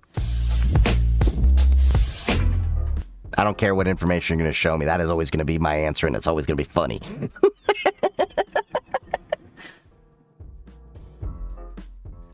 What's Screaming Karens in Australia? Collective Shout. They started all this ID stuff. Not kidding. Youth in Australia can't use Insta, but Discord is just fine. That is effed up. Might replace Lolo Slip and everyone 100%. I've lived so many. Next new thing will inevitably change the whole world in my career so far. Yep. Just had a year on my level 1 help desk job trying to push to a higher level. I believe in you, speculator. You can do it. Are you going to be at DEF CON this year? Any advice for first time? Yeah, I'm planning to be at DEF CON this year. I already got my hotel set up for DEF CON and just got to deal with booking the flight and stuff like that. Advice? Don't get paranoid. A lot of people will tell you bullshit about, oh, you got to bring a burner phone and, you know, don't connect to the Wi-Fi or that. Look. What I will tell you when it comes to DEF CON, pardon me, is public cafe rules. Don't do anything at DEF CON you wouldn't do in a random Starbucks or McDonald's on their internet or anything like that.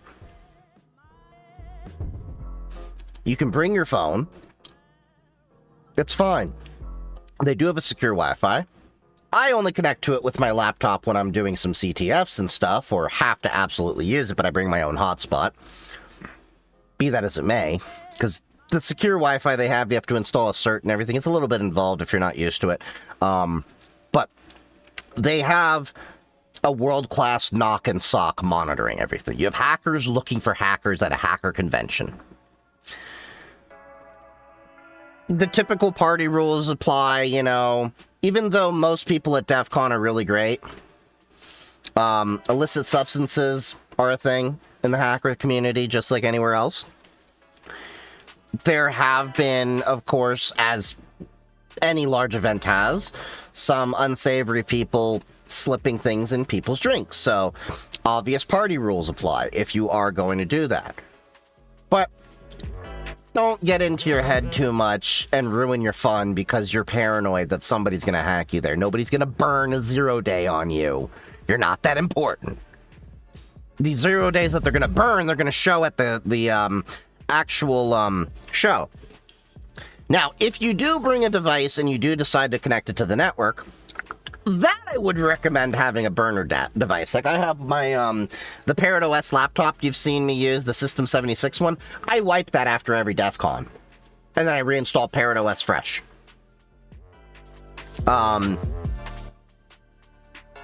Yeah, I mean, if you're in hotel Wi-Fi, maybe consider having a VPN, but I would also tell you, Proton has the advantage in terms of VPNs in that case, because they have what's called Secure Core, so they have a way to run your VPN through another VPN to prevent timed attacks. Not that you necessarily need it, but if you're going down that route. Make friends. Your first DEF CON is going to be interesting. If you don't have friends going with you, make them. There's a thing, I don't know if it's still called this, but it was the Lonely Hackers Club. It's designed for all first-timers. Go there. Make friends. You'll have a lot more fun every year you go back with friends. Because every year, my first year, I only knew Colonel Dump and his buddy. And he had me go out and do things on my own, and we met up in the evening. Now I go back. It's my... this will be, what is that, 31, 2, 3, 4. This will be my 4th DEF CON. Every year I have more friends, more buddies, everything. And we're chatting over Signal right now and getting plans together and everything. And we started preparing for things back in September. Obey 3-2-1 rule. 3 meals, 3 hours of sleep, 2 meals a day, 1 shower. Of course, you can augment that with the 4-3-2-1 rule, which Colonel Dump taught me about, which is 4 beers a day, 3 hours of sleep, 2 meals, and 1 shower. It's Vegas. Make sure to have a lot of water. No, Abby, the pool is not a shower, no matter how many times Aaron and I were dunking you at the DEF CON pool party, okay? It will never wash away your sins, you nasty, nasty arch user.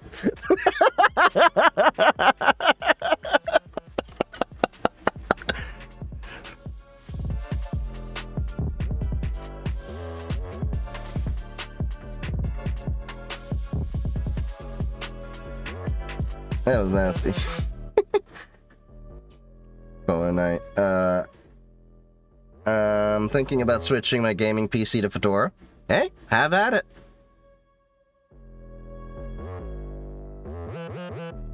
So how many lifts have you drag raced?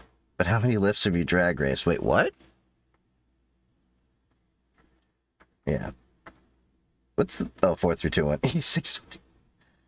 How many models show up to the DEF CON pool party? Alright.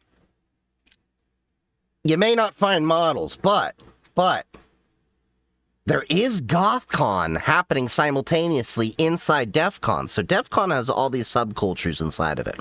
So you'll hear these jokes about many different groups, but they are a thing. You've got GothCon, QueerCon, FurCon for the furries. They have their thing going on. There's like all these different like little subcultures you're going to find around there. So you have GothCon. Well, most...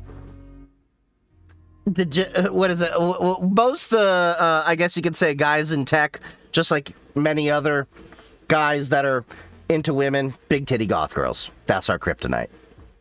Although, you have a lot of, queer people there, so I bet that's a lot of the ladies or theys or thems or however it is, kryptonite too. Goth, you say? Yes. Yes, goth baddies. There are plenty of them. This year is my first DEF CON since it will be in Singapore. Any tips? I'm not too sure about Singapore's DEF CON, but I'm gonna be honest, from my perspective, I have a feeling DEF CON Singapore is gonna be a more tame experience than DEF CON Las Vegas. There's an anime con where I am. Oh yeah, nice. I think you told me that last time. Which one do the Marvel dress-up costume dudes attend? That can be a bunch of different ones. That's Comic-Con, I think. They have goth femboys. He ain't wrong. They do exist. Scissor lift can go pretty fast, yeah. Alright. We got some content to review on stream. Where was I last video? Kentucky Farm. We talked about the LinkedIn leaks. We talked about the Supreme Court, VPN with NSA. So, we talked about the Apple giving an FBI real user's name behind the hide my email. Alright. Next video that we have to start and review from the community in the review on stream section.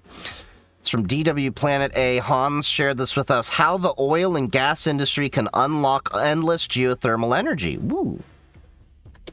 That sounds like an interesting topic. So if you're not familiar with this, this is the part of the stream we try to do this like most of the time, unless it's the Gaming on Linux nights, where we have a section inside the Discord. I'm going to try to work on doing something similar in the Matrix server and then figure out how to consolidate, where members of the community can share links to articles, videos, things like that, and I try to react to it. We're still in a little bit of a backlog because this is from like March 27th, so I may have to do a couple of extra streams to catch up on it, but yeah. All right, let's see what's going on in this video. Can we harness the energy of the Earth's core? Let me know if the audio's having issues. A third of its primary energy comes from a unique renewable source, geothermal. They are tapping gigantic hot water reservoirs underground. That audio sounds a little loud. 24/7.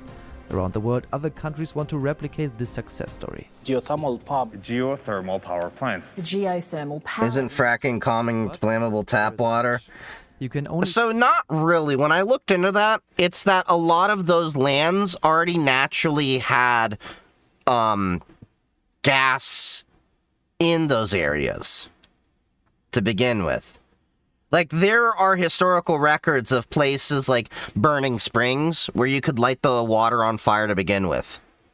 So, but this is not fracking in that way. Fracking is you are sending a pipe down to crack deposits of oil or shale and then extract that.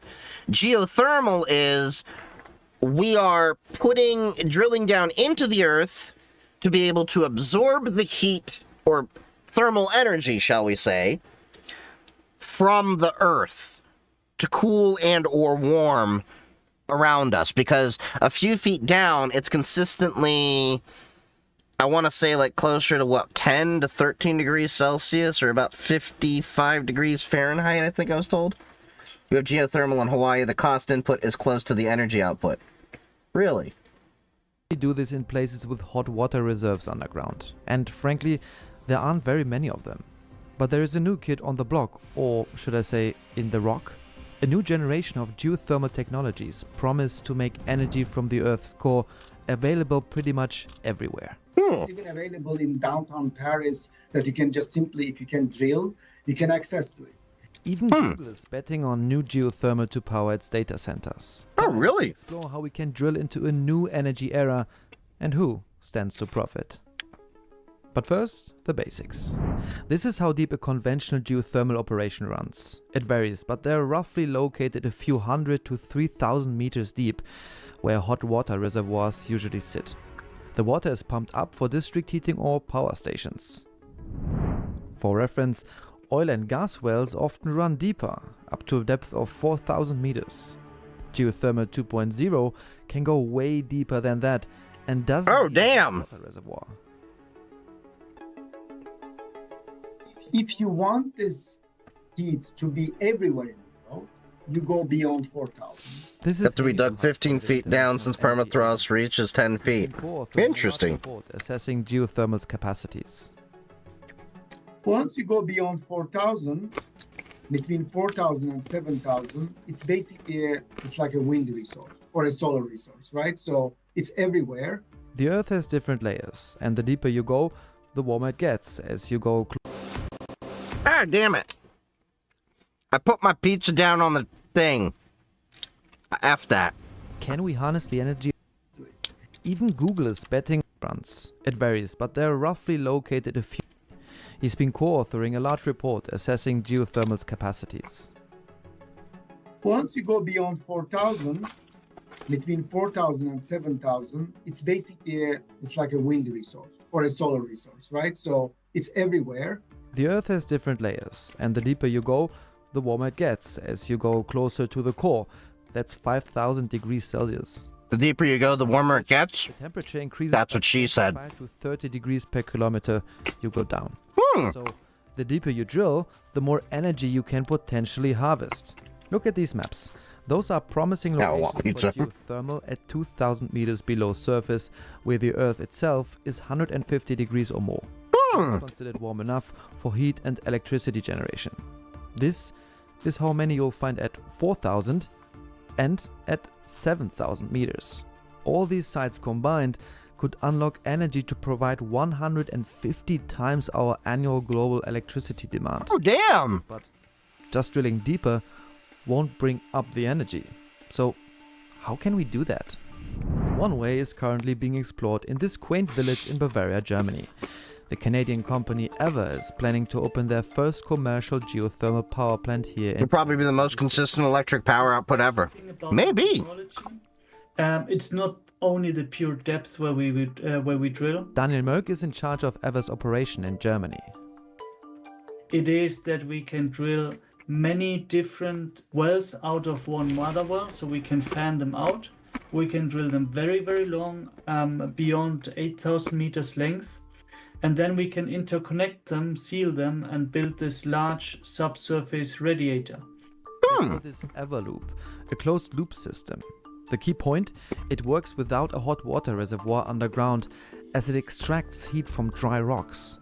I reconstructed the process for you. Really? The wells are drilled 5,000 meters vertically into the earth. From there, several lateral well bores fan out and intersect the two main wells. Cold water is then pumped through the tubes. As it flows through the hot rock, it absorbs the heat and brings it back to the surface. There, it can be used to keep houses warm via district heating systems or turned into electricity using a steam turbine. EVER is investing 350 million euros into geothermal and has several patents on their technologies. The only issue with having it, I think, as a entire system for heating a whole area is you'd have to fit that in to radiator systems across the entire city, which would require more of an investment. Now, in some place like Germany, where they actually have a lot of radiator boiler systems, and this is still something a little bit more common in the in Europe from the time I was there, that might work out there. But in the USA, radiant heat, through boilers and everything like that is not that common anymore. A second project is already planned in the north of Germany, which would cover up to 20% of the heating requirements of Hanover with its 500,000 inhabitants. Interesting. EVER isn't the only company going deep underground. Extremely visible and talked about is one project in the United States who is basically using the hydraulic fracturing technology. Enter Google. Oh, so they are using fracking. A lot of it to power their data centers. That's why in 2021 they made a deal with startup Fevo Energy to build a new. Have you ever got offered from military sections? in the Nevada desert. So many years ago, I did try to go into the Marines. They rejected me for asthma, even though I could keep up with the gunning on a run. 100 meters. After that, they turned the bore heads and kept drilling horizontally. That was like my The idea being that horizontal drilling mid-20s. makes the transfer process more efficient and boosts water throughput. And government doesn't pay that well. Ideal position, a fluid, usually water, gets pumped into the ground under huge pressure. You're saying it's not going to be using this. This would take planning and rational resource management. Water is then pumped into the well. Yeah. Flows through the cracks in the rocks. heats up and is pushed to the surface. Interesting. If this all sounds familiar, that's because the same approach is used in fracking to extract oil and gas. I was just thinking, isn't that how fracking works? Before in geothermal research trials in the 70s, particularly in Europe, but Fervo seems to have taken it to the next level. It's a matzo pizza. It's Cost by 50%. the second to last day of Passover, so yeah. And now they are basically drilling for a 370 or almost 400 megawatt project in Utah. Oh, in Utah. Where the excitement is coming from. Their first commercial prototype power plant in Nevada is small in comparison, at 3.5 megawatts. But it's up and running, and the industry is watching the second one in Utah to see if it really can harvest 100 times that amount. But amid all the hype, there's an important side effect. Earthquakes. Really? Oh yeah. I think they have tied geothermal to earthquake energy. The quake hit port city of Pohang in the nation's southeast as a special disaster zone. Korea 2017. A magnitude 5.4 earthquake in Pohang injured dozens. And a lot of argumentation, but that's communism. Move into emergency housing. It was caused by enhanced geothermal exploration. So, It produced a big shock. here is one thing that annoys me about a lot of things in America.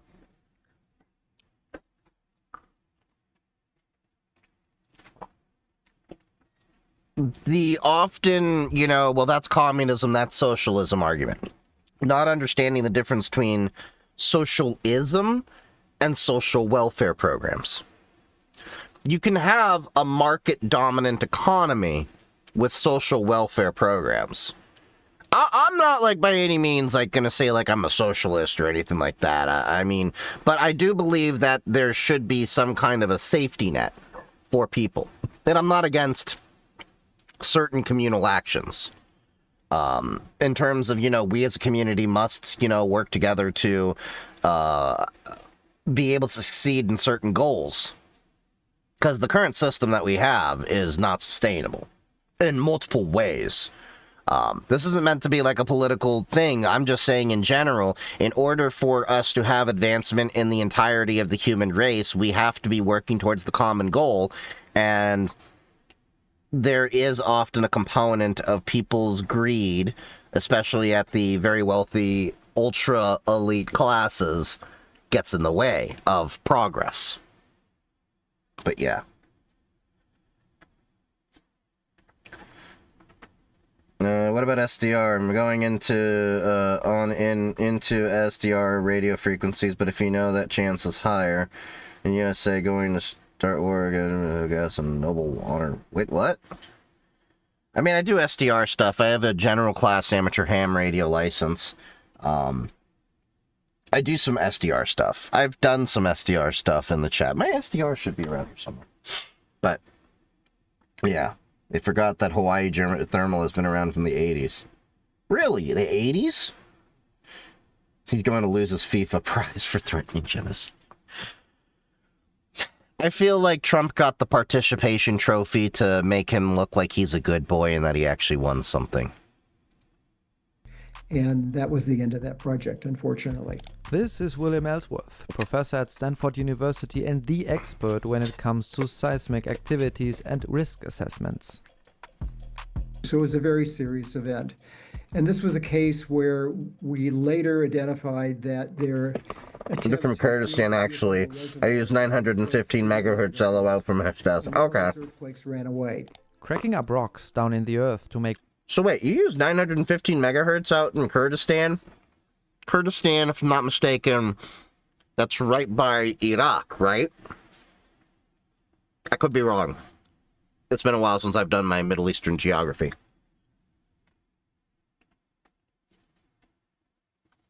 That's interesting. I would have thought y'all would be using 868 megahertz over there to be closer to Europe, but yeah. Region in Iraq. Oh, okay, cool. Make way for water to flow sometimes causes multiple mini-earthquakes.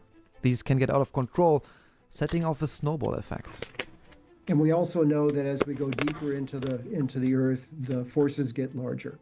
So there is potential for more. Trump says he's all about peace and wants a peace prize, but also wants to wipe a whole race of people at the same time. Look, you've heard me say this before, Kara. You've been on my page longer than most. I've not really been a fan of Trump for multiple reasons. I've not been a fan of most politicians, regardless of party. The dick measuring contest going on. And the problem is the people causing the biggest problems probably have the tiniest dicks. It's little dick syndrome all over again.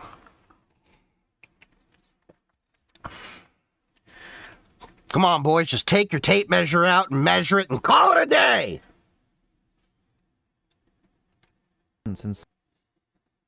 I'll use 950 megahertz anyway. I don't know if it's allowed, but I do anyway. Well, if people are using 915, it's more about what they're using, I guess, but yeah. How many times have you been stolen from or scammed out of large funds or items? Me? Not really. I think the most that got taken from me was maybe like 2 Litecoin many, many years ago. But I didn't put that much money in. I lock my stuff down. I don't trust a lot of people. Oh, speaking of which, on frauds and scams, we actually at my job the other day got a talk from one of the FBI's top trainers on frauds and scams, the guy that actually wrote the book Catch Me If You Can. So he spoke at our place a few weeks ago. Really nice guy. I learned a couple of things. I bought his book. It should be here soon. We'll go over it. Mine's bigger than his. Probably Kara. Girl, you probably got a bigger dick. I lost my 10k Doge that someone gave me on Reddit when the exchange got hacked. Oof. That's why, I've always kept my cryptocurrency in wallets that I've had total control of. I've been using hardware wallets since 2015? Somewhere around there? Some areas. You ever heard about Cart Boot or Cart by FBI Linux OS system? Not really. Monitoring very carefully is one of the key goals.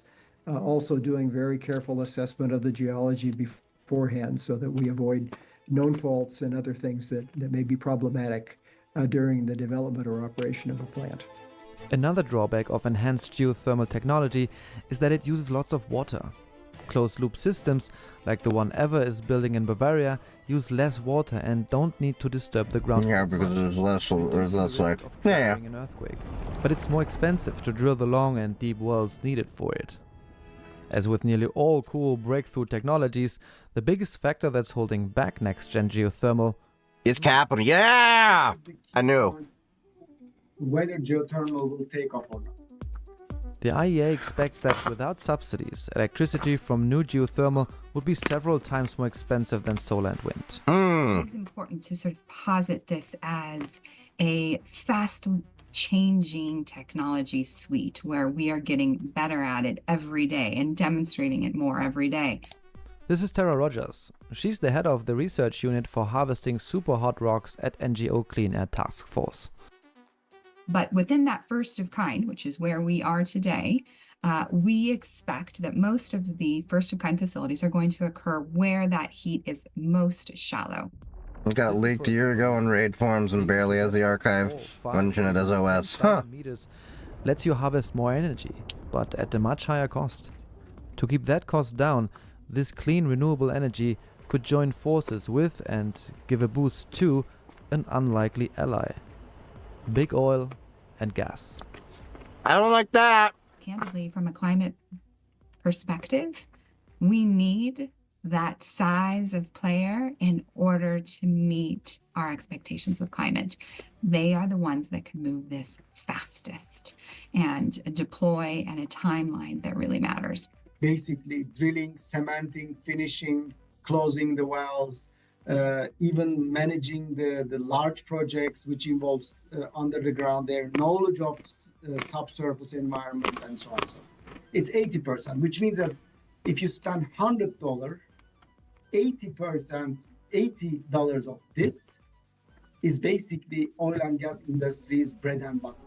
The drilling techniques Fervo Energy and Ever use rely substantially. I don't think the oil industry is ever going to help this because this is a technology that could displace the need for oil and gas. Even though we have a finite resource that oil and gas will run out within 100 or 200 years, they're more concerned about extracting as much profit as possible off of it and keeping the status quo than they would be, in my opinion, trying to look towards the future.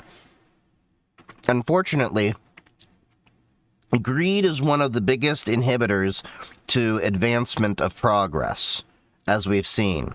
Because right now, we all acknowledge oil and gas are bad for the environment overall in the long term, and it's not sustainable to keep it the system that we are going. They could have made changes about this long ago, but they don't. Because at the end of the day, they want to make the money that they're making now. On technology and methods in let Shell take over so they can F it up like Shell Recharge EV charging. Or look at how many technologies gas companies have acquired over the years just to bury them. Like, there was the, what was it? Like, if I'm not mistaken, my grandfather told me the story of, like, the British Spitfire had a system to, like, dilute gasoline to extend it. And I think after the war, they bought that technology to make it disappear. Didn't they also make that one guy disappear that made a car run on water and stuff like that? I just don't... Yeah. percent of the work time is covered by oil and gas workers.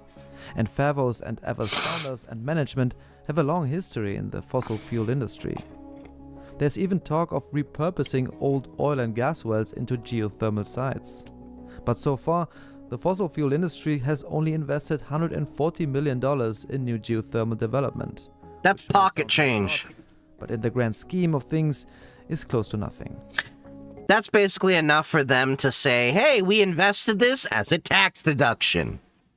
They are waiting and trying to see whether... Took over Volta free charging, overcharged users, and then dumped it. Which leads to a bit of a stalemate, because that innovation breakthrough won't happen without lots of investment. The IEA says then nobody would be able to travel or use any type of vehicle, even electric, because everything requires oil. Only because of the system that we currently have. If you make a decentralized grid that actually has storage capacity with a mix of gas, a mix of wind, hydro, even now thermal, nuclear, solar, it could be very viable in the long term. But we're now constrained by the current systems that we have, and they purposely want to keep that constrainment because they can charge more for electricity, for gas prices of energy, and things like that. Eventually, I'd like to get to the point that I can build a house on a few acres of land to be solar powered, maybe have geothermal for part of the heating, and it doesn't have to be geothermal like that deep of a well, but enough where it's like 55 degrees to at least help the initial pumping, and be able to have battery banks to store that, and then be able to feed directly to the grid if I need to sell back my overage. Wasn't there someone on TikTok installing Soviet era nuclear generators into people's houses? I don't know about that! We're going to be opening Kurdistan in the next 2 weeks. Let's see what Trump decides we know, yeah. Wish you the best in that. That's a tough area right now to be in. Less than 30 countries have some kind of regulation in place. What is promising is that those countries also provide grants, debt or insurance schemes to mitigate risks and high initial costs. Ever is supported with more than 100 million euros by the EU. In the US, Fervo has profited from government support. Next-generation geothermal technology holds the promise of unlocking a form of energy for places that could not tap into it previously. It is developing quickly and... A lot of cheap off-grid plots, you just have to worry about your land getting lavaed over. Or complementing solar and wind in Europe. So, these next-generation geothermal projects will not only... The issue with Hawaii is that Hawaii... There's an expensive cost of living, you have to get everything imported from the mainland, but there's also the ethical discussion of... I don't know how comfortable I would be buying land that potentially could have been stolen from the native Hawaiians there. There's that whole issue of people already coming in and ruining a lot of the ecology and things like that, and I wouldn't want to contribute to that. Don't get me wrong, I'd like to visit Hawaii. I think it'd be interesting to go experience in, you know, Hawaii, get away from the tourist trap of it and actually experience like true Hawaii, but yeah.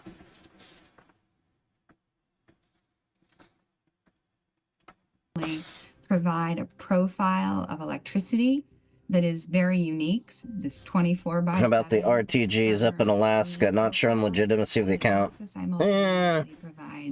hard to trust a lot of things on TikTok. These are paid, well-paid, full-time jobs that look exactly like those that were previously needed or currently needed in a lot of the subsurface recovery of fossil fuels. China, the United States, and India are most promising regions. Together, they hold 3/4 of the global geothermal market potential. If the technology keeps developing, stays safe, and costs come down even more, it could deliver at least 15% of the entire global electricity demand by 2050. Damn! And with greater depths, even more, which would be huge. And it could throw big oil and gas a lifeline, a new renewable business model that still lets them do what they do best. Drill, baby, drill, but leaving fossil fuels in the ground. What's your take on the future of geothermal energy? We have new environmental stories for you every Friday. That was interesting. Okay, the next thing also from Hans they shared. It's on Relo. Oh, their other game just got as good? What is this? I don't know what this is about.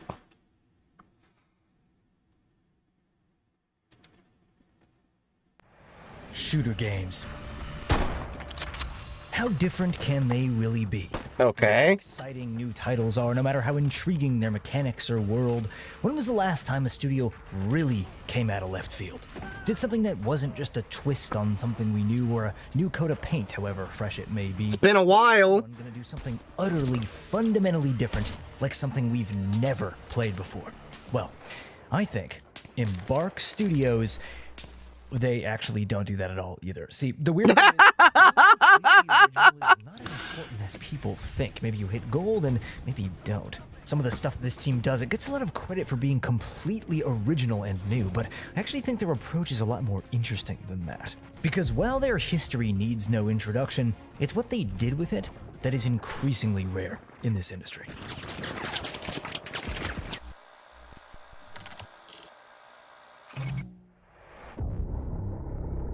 Now, Embark should be no stranger to anyone who's played a video game in the last year, because, well... I still haven't played Arc Raiders. This was not the game that got my attention. The Finals. Oh, okay, I played the Finals. That's actually been a fun game. And I'm happy to say that today's video is in fact sponsored by Embark Studios. They were kind enough to bring me in to check out Season 10 of that game. There are some pretty serious changes. But when you bring up the Finals, the first word many think of is complexity. And, well, seeing how deep some of the hardcore fans get into it, I'll check my phone in a bit. Yeah, that works. I mean, third person. 16 is dead. The Finals is in third person. Now, any and all of this new stuff in Season 10 you can check out right now. The game is completely free. But why do I need to check my phone? In tone, visual style, gameplay loop, and even player perspective, they equally represent the studio's unique DNA of games development. A DNA that, when you understand where they come from, immediately begins to make sense. See, no individual element from a game that you love will necessarily work if you just throw it into another game. And inspiration, a studio's progeny, it's only as good as how said team decides to utilize it. The Finals, when I first saw trailers, looked insane to me. Completely destructible environments, 3v3v3v3, asymmetrical objective combat, abilities, physics. What is this game?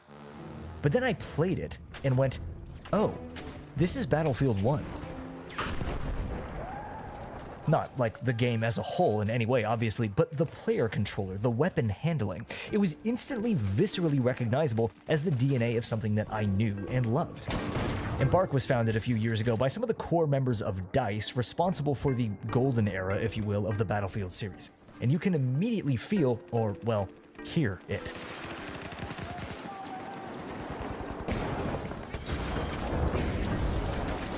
But as a new studio, they had no interest in replicating what they knew. No. Embark take ingredients from an existing recipe, lay them out all on the table, and then twist them, mix them up until what results is a completely new flavor, but with underlying notes that you connect with immediately. So, what is the finals?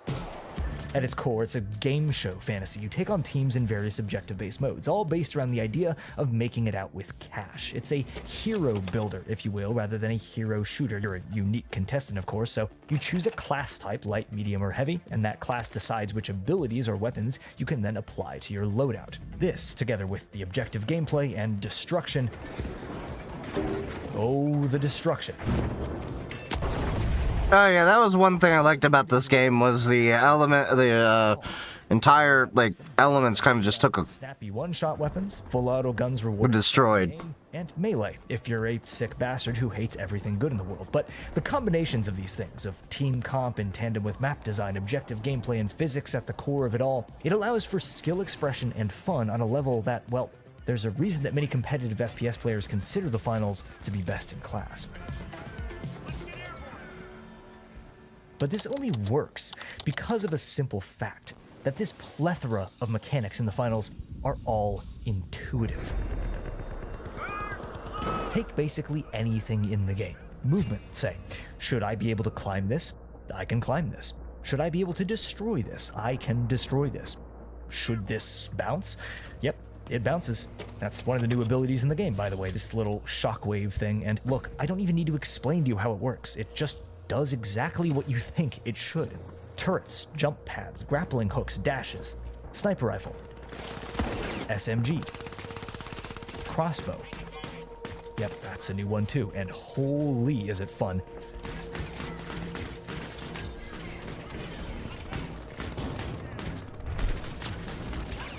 But building systems the player could trust was key in building the finals, and part of this comes from the fact that basically everything in the game you've seen before. Oh my god, wait, the double, I didn't even think about that. That's crazy. Look how high up we are. Wait, let's try. Wait, you can do that in this game? Sorry, I'm helping a friend right now. Yeah, there we go. Now I'm up here. No, this is... They have a situation going on. It doesn't matter if they're new or derivative. What matters is when the interplay between them feels like it encourages creativity.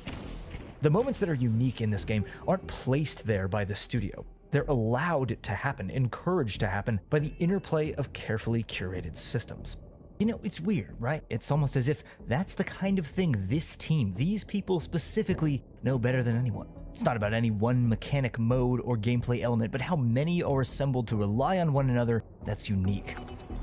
Not just about the finals, but this studio itself. It's increasingly rare to see a vision this specific in a competitive online FPS game, where an idea is iterated on with purpose until it's the best version of itself, and specifically itself, with as little compromise as possible. The finals is a hero fantasy, an 80s game show fantasy, but it's also a platform for competitive, high-skill shooter gameplay. And for all those reasons, it looks, plays, and feels the way that it does. For example, destruction is a fundamental building block, pun intended, to the game's objective gameplay. And as ex-Battlefield developers, I can only imagine the magnetic urge to put that same groundbreaking system into their large-scale extraction shooter. But they didn't. And you know why? Because it's a different game. Vision is what makes both Ark and the finals special on their own, and it's because the finals exists that Ark can exist in the way that it does. But that doesn't mean that every game is gonna click for everyone.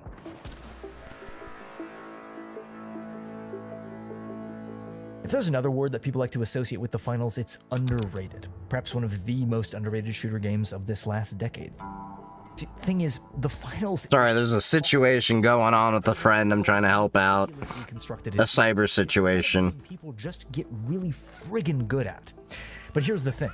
The fact of the finals being built for high skill ceiling and player expression is, again, part of what allowed ARK to focus on its open sandbox, player communication-driven experience. PvP in ARK was never going to be the focus because, well, Embark already made a PvP shooter, and they made one of the best ones ever. But it's no secret that opacity, that perceived complexity, is one of the biggest things keeping new players from getting stuck into the finals in the way that I know that they could. While the game's core mode is brilliant and incredibly unique in its own ways, something like Point Break, this linear large team objective game type, are exactly what the game needs, in my opinion. Something that just lets people play with mechanics with less stakes being put on their individual contribution. The Academy as well, a new feature coming in Season 10, will be a section of the game purely dedicated to teaching new players core fundamentals. Not just individual mechanics, but how to team play effectively, how to intelligently harness the game's many options. But that's the thing that makes this game stand out. You don't need to get good at one meta, or master a specific hero or weapon. There's something in this game for literally any type of FPS player to connect with. And man, when they do, they can just truly have a blast with it.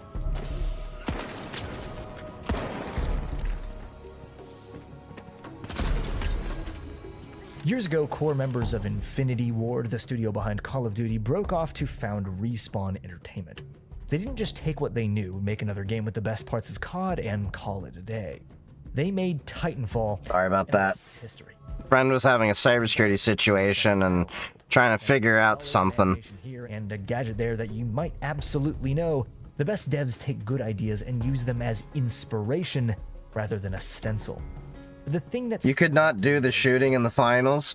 You know, I actually kind of like the finals game, but man, there are some people that get next level in that. A fantasy, a vision. And over the years, through iteration, testing, through seeing how a myriad of building blocks could potentially fit together, that vision is the thing that shines through in the end. I mean, look at where Ark Raiders was a few years ago. The game was a shadow of what it's become. And with the success that game has seen, I think these guys are going to be around for a while.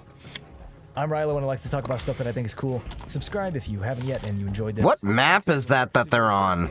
For supporting the channel on this video. They didn't ask me to reflect on their whole development like this, by the way. They were just kind enough to invite me to check out Season 10 of the finals, and, well, as far as... Too sweaty for old and sweaty for PvP. Yeah, it's a bit intense, but it was fun. I died a lot. I killed a lot. Spawn die, spawn die, spawn die. Alright, what's this?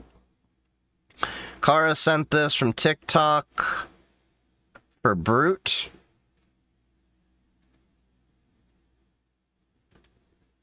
Come on. I'm not driving. You cannot be driving. Lies to judge about driving during Zoom court. I'm not driving. I'm a passenger in a car. You're still not. I'm not hearing cases with people driving or as passengers in cars. I'm sorry. I have an emergency. I'm going out of town for a family member, but I will have my driver pull over. Hang on 1 second. I'm sorry. I didn't know that I wasn't allowed to be in a car, but hang on 1 second. Am I correct? She's driving! I just had to, like, do that to be like, wait a minute. And I'm like, she's driving! Crazy, or does it not look like you're driving that car? I'm not driving the car. I'm a passenger in the car, sir. What the hell? What side of the car are you on? I'm on the left-hand side. How would you be? Unless you're in a British car, which I highly doubt she's in, that don't work like that. On the left-hand side if you're a passenger in the front seat. Can we submit stuff? Yeah, there's a Discord channel. I'm sorry. I've been sitting in a room. I didn't know. Yeah,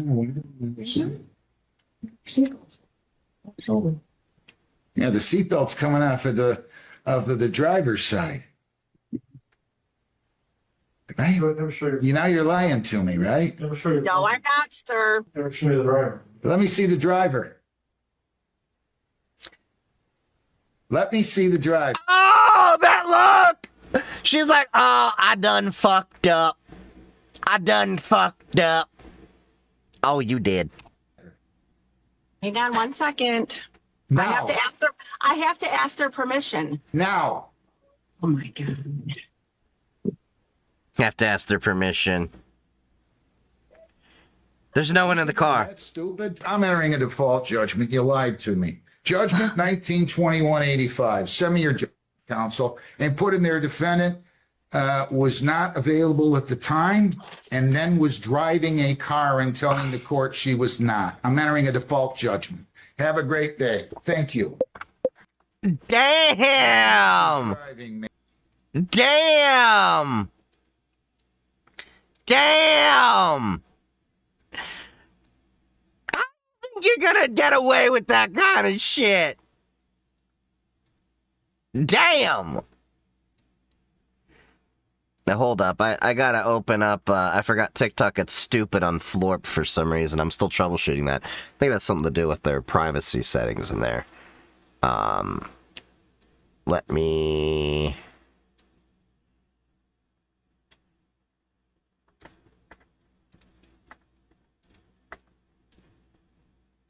So what's this? Cyberscoop News. Iranian hackers, Alhamdulillah claim. Okay, we already talked about this one, so that's nothing new. Alright. We already talked about that one. We did that a couple of weeks ago, I think. Yeah. Yeah, we did, because I brought that up. Okay. Hans also shared this from Undecided with Matt Farrell, why mushrooms are starting to replace everything. I like shrooms. Do you like shrooms? Shrooms, man. Trippy. That lady is crazy. Some people will do at least put up this green screen. Like, look, the judge said, like, he'll not do it while you're in a moving car. That is right, because it's distracted driving. The fact that she was like, oh, I'm just going to drive in here. Oh, I'm going to lie that I'm not the driver of the car and all this. Like, this is the type of person. Well, because men are capable of being assholes too. Let's not be, a little bit, but yeah. This is the type of person that thinks they're smarter than everyone else in the room, but is in fact a dumb fuck.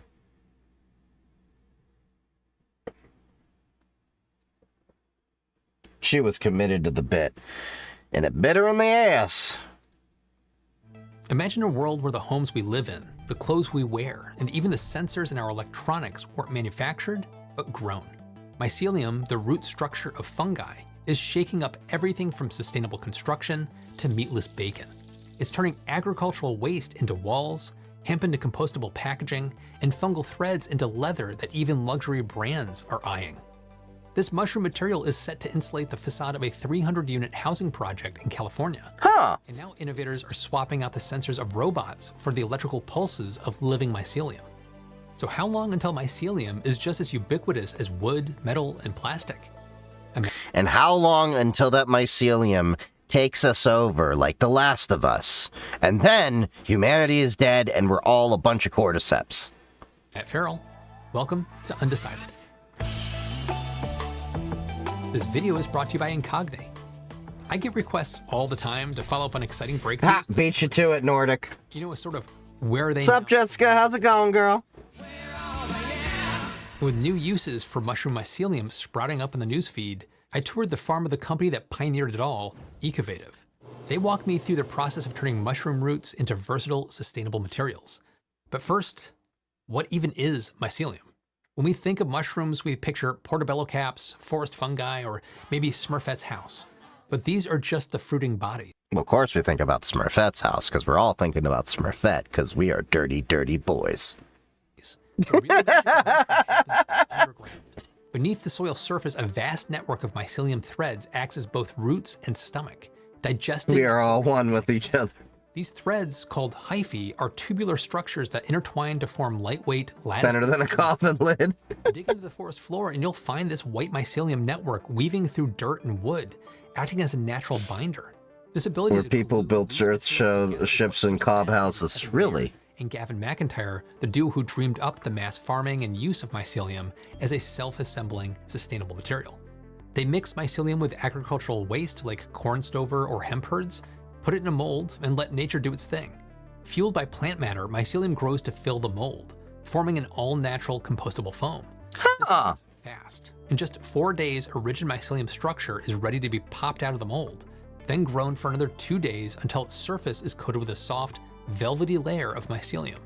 Once it's baked at room temperature to stop the growth, it's ready for whatever application its creator thought up. For Bear and McIntyre, that was mushroom packaging, which is the product that launched Ecovative into the green economy. Interesting. It has been used by Dell, Steelcase, and Emma Watson's gin brand, with much of it manufactured under license in the US, Europe, and even down under.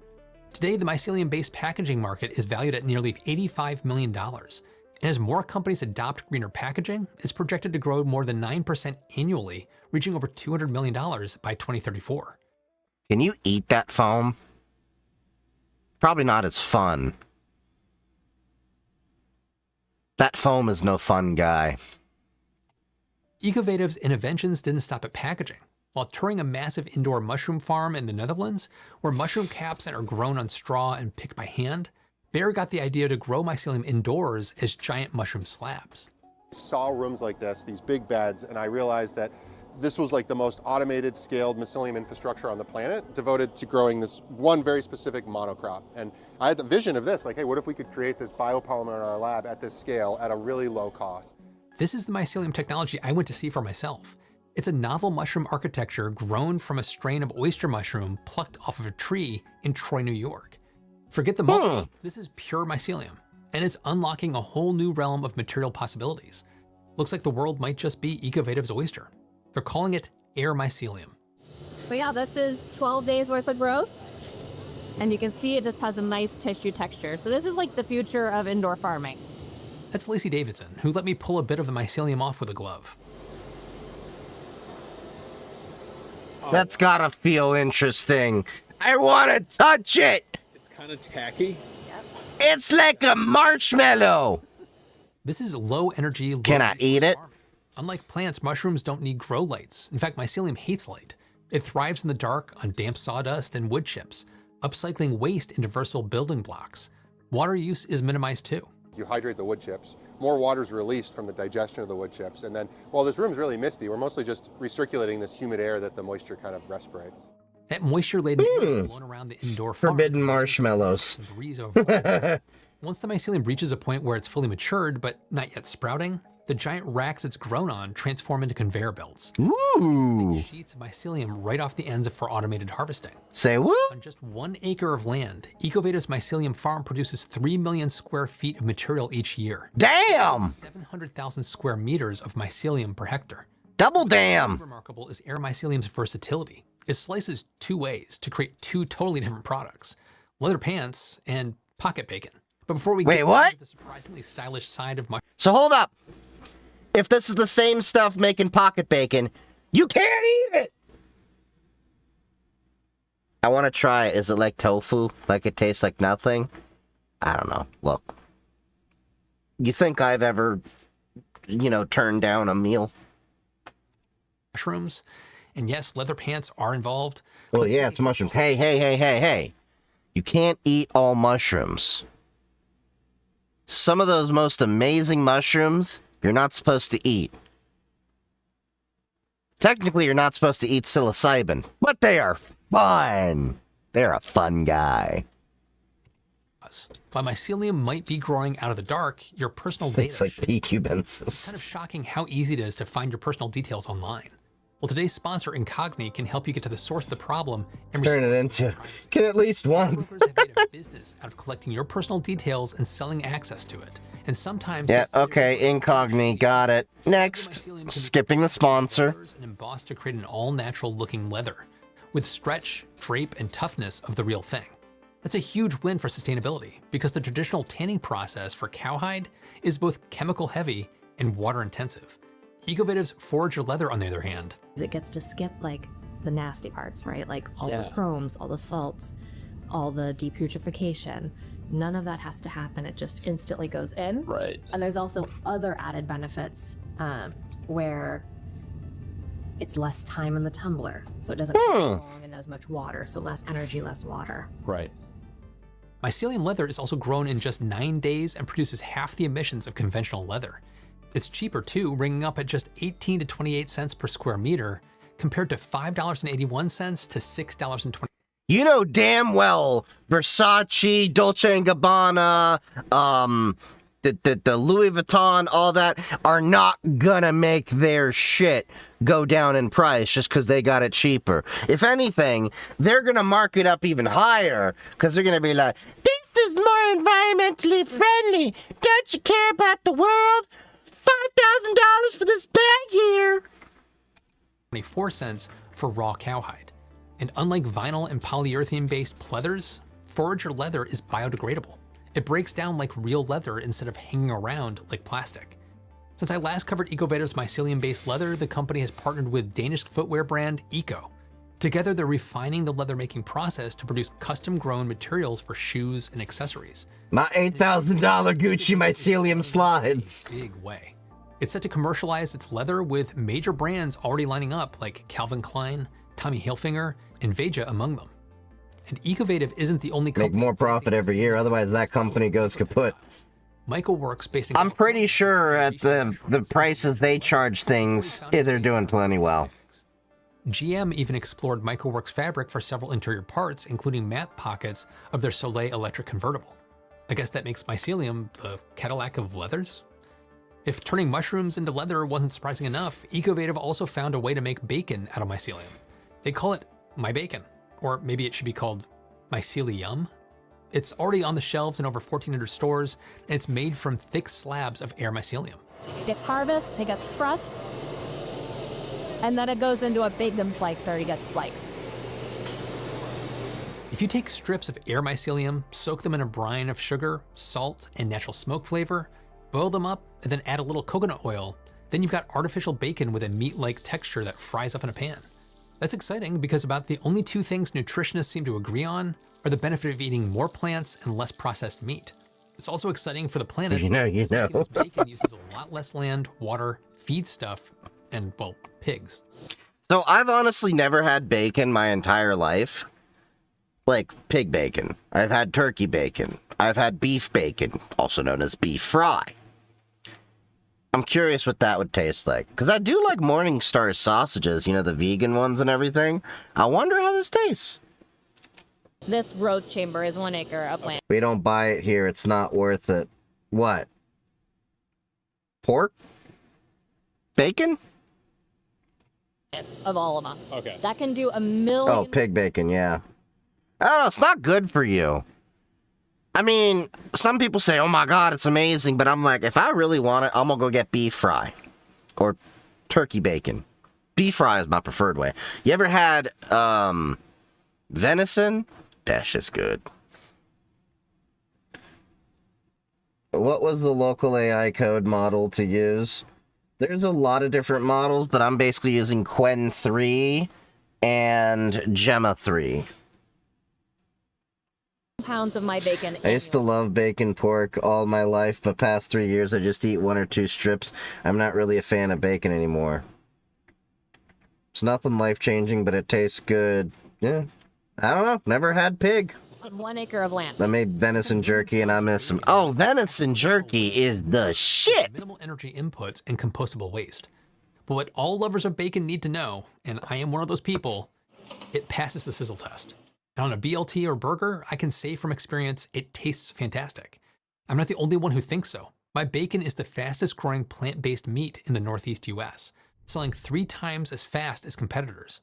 No wonder Ecovative just secured $28 million in funding to triple capacity and set up an additional farm in Canada. Later this summer, they're rolling out a pulled pork. I got to try it on my visit, cooked up with barbecue sauce, and it was surprisingly good. Tender, smoky, and closer to the texture of the real thing. I almost forgot it was made from mushrooms. Really? So bacon and leather. What about packaging materials? It feels strange to list those together, but yet they're all part of a growing list of uses for mycelium. I'd eat that. A startup called Gob in San Francisco, California is turning Ecovative's spongy mycelium foam into single. You just put 2 and 2 together while you're having bacon? Yeah. Judaism, son! Mycelium cores and bio-based resins.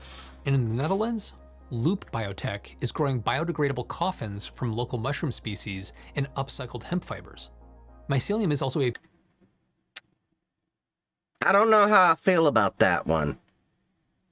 Because in my religion, we just throw you in a pine box, punch holes, and throw you down the grave. Make you worm food faster. Powerful sound dampener. And Mogu, based in Italy, is using it to build a sustainable acoustic wall tile. Wait, what? The Samrust House, which is a glamping cabin designed by If we can get that and paint it, to look like a we could redo this whole thing. Mycelium wasn't just cladding for the interior walls, it served as insulation panels too. Even the stools were grown. Holy shit! Which is probably the first time I've seen literal toadstools incorporated into interior design. Okay, note to self, in future dream house, I want hempcrete or this shit. All this architectural experimentation is surprising considering that mycelium isn't typically considered for weight-bearing applications. But when grown the right way with the right agricultural waste, mycelium bricks can be surprisingly strong. What the shit? An initiative called Mycohab has built a one-bedroom home in Nambia using bricks made with oyster mushroom mycelium and biomass sourced from invasive encroacher bush. The team claims that pressing and baking these bricks makes them stronger than concrete. Their hope is to someday produce these bricks from local materials at a low enough cost to provide fire-retardant housing for communities that need it most. We don't have to wait for someday to see homes constructed with mycelium though. In 2025, a 316-unit affordable housing complex called The Phoenix is set to open in West Oakland, California, featuring exterior cladding made from mycelium panels. These 36-foot long or 11-meter prefabricated panels are grown from Ecovadis mycelium and hemp blend in giant molds, then encased in a fiber-reinforced polymer shell for durability. I like it. Panels will serve as thermal insulation, cutting energy costs by keeping the building cooler. Think they could 3D print with that material? You'd have to figure out a way for it to be kind of a slurry, because you can 3D print concrete. Technically, from what I understood, there is a way to 3D print hempcrete. I don't know what the process would look like, but I could see how it could be done. In summer and warmer in winter. 3D printable mycelium house. It has impressive sound absorption capabilities, which is perfect for this housing complex built next to a busy freeway. Put that in my bedroom, because whenever I'm freaky with somebody, let me put it this way. I once had the cops called on me when I was with my ex-girlfriend because she was really enjoying herself. And there were, like, the neighbors across the street were just sticking the muds. I remember yelling at them saying, "You're just jealous because he never satisfied you." Like 70, 80-year-old couple. The truffle on top is that the mycelium cladding is also carbon negative. You might be wondering how smart it is to incorporate mold into a building structure, but this is only the root-like mycelium. That's not the fruiting body and definitely not the fungus spores. And once the mycelium is matured, it's baked at a low temperature to kill and stabilize it. But what if we didn't just build with mycelium, but what if we let live mycelium do the building? It's an idea that's truly out of this world. Holy shit, wait, what? Living mycelium could be brought to the moon or even Mars to grow a habitat. At the NASA Ames Research Center in Mountain View, California, Portugal needs us. The fires that get worse every year. Percent of forest burnt is ridiculous. I didn't know that was a problem in Portugal. One day unfold a lightweight frame seeded with dormant mycelium, then just add water. Moon shrooms. Wait for the structure to take shape. Unsurprisingly, pulling this off won't be as simple as throwing together some cup noodles. To make this work, they'd need to grow mycelium alongside algae to provide oxygen and food for the fungus. And to shield it from cosmic radiation, NASA plans to use a type that produces melanin. Basically, mycelium that can tan. Soon they'll be testing— Wait, what? Can grow in low orbit. We have mushrooms that can tan? What the hell? Bringing this technology closer to the moon than ever before. Space isn't the only frontier for living mycelium. Here on Earth, scientists are finding wild new ways to tap into its natural abilities, like turning it into living sensors for robots. At Cornell Hold up, what? What? Researchers took advantage of mycelium's natural aversion to light to create a living sensor for biohybrid robots. They grew king oyster mushroom mycelium around an electrode and flashed it with light, triggering electrical signals within the fungal tissue. What the shit? The electrical interface in the robot captured those signals and converted them into digital information. prompting the robot to move. The mycelium wasn't just an on-off switch either. Different intensities of light made the robot speed up, slow down, or even shift direction to move away from the light. Mycelium is incredibly sensitive to its environment, detecting not just light, but also chemicals. Sure, let's give these spores a frickin' vehicle. I mean, it's not like they can, like, get sentient one day and then possibly become like the Flood or the cordyceps from, you know, The Last of Us. Moisture levels, and even nearby plants. The Cornell team hopes that one day mycelium-based robots might be used for environmental monitoring. The vision is to let biohybrid robots take cues from the soil to determine just how much fertilizer is truly needed. So you're telling me I can grow my own ram? We're talking sustainable agriculture on top of sustainable construction, consumer products and clothing, food and packaging, all from mycelium. These humble fungal threads are one of the most exciting materials to come along in decades because they're grown, not manufactured. Mycelium materials have the potential to replace plastics and foams that are derived from petroleum. And when they're worn out or out of style, they don't clog up landfills for hundreds of years or pollute our oceans or us with microplastics. Instead, they break down right into the soil, enriching it with nutrients that fuel new plant growth. This is the essence of a circular economy. Products that aren't just biodegradable, but regenerative. Mycelium is part of a cycle, grown from agricultural waste, assembled at a room temperature with minimal energy, and composted right back into the earth when it's all done. Nothing wasted, everything renewed. The best part is that mycelium does all this without sacrificing performance. It makes for sturdy foams, resilient leather, and even pretty convincing carnitas. But what do you think? Should we swap BLTs for MLTs? Or do mycelium alternatives psych you out? Jump into the comments and let me know. And be sure to listen to my follow-up podcast, Still to be Determined. We'll keep this conversation going. And thanks as always to my patrons for your continued support and helping to keep the channel going. Keep your mind open. I would totally eat some of that mycelium bacon. That looks good. All right. I think we have time for maybe one more video tonight. So I should cook my shampoo bottle. Papa Smurf said it is the way. All right. So, buy now, pay later is a nightmare from Levi Hildebrand. Buy Now, Pay Later, or BNPL, is going to be a generation-defining acronym. Since this new financing option has come into the mainstream, we have seen a frightening increase in debt levels, not surprisingly. Canadians under 35 are debt-stressed, and buy now, pay later ubiquity isn't helping. Yeah, I don't like how, like, pervasive buy now, pay later systems are. Like, even I've, you know, been suckered into it, where I had to temper that down and then be like, you know what? I need to pay off all of my shiz.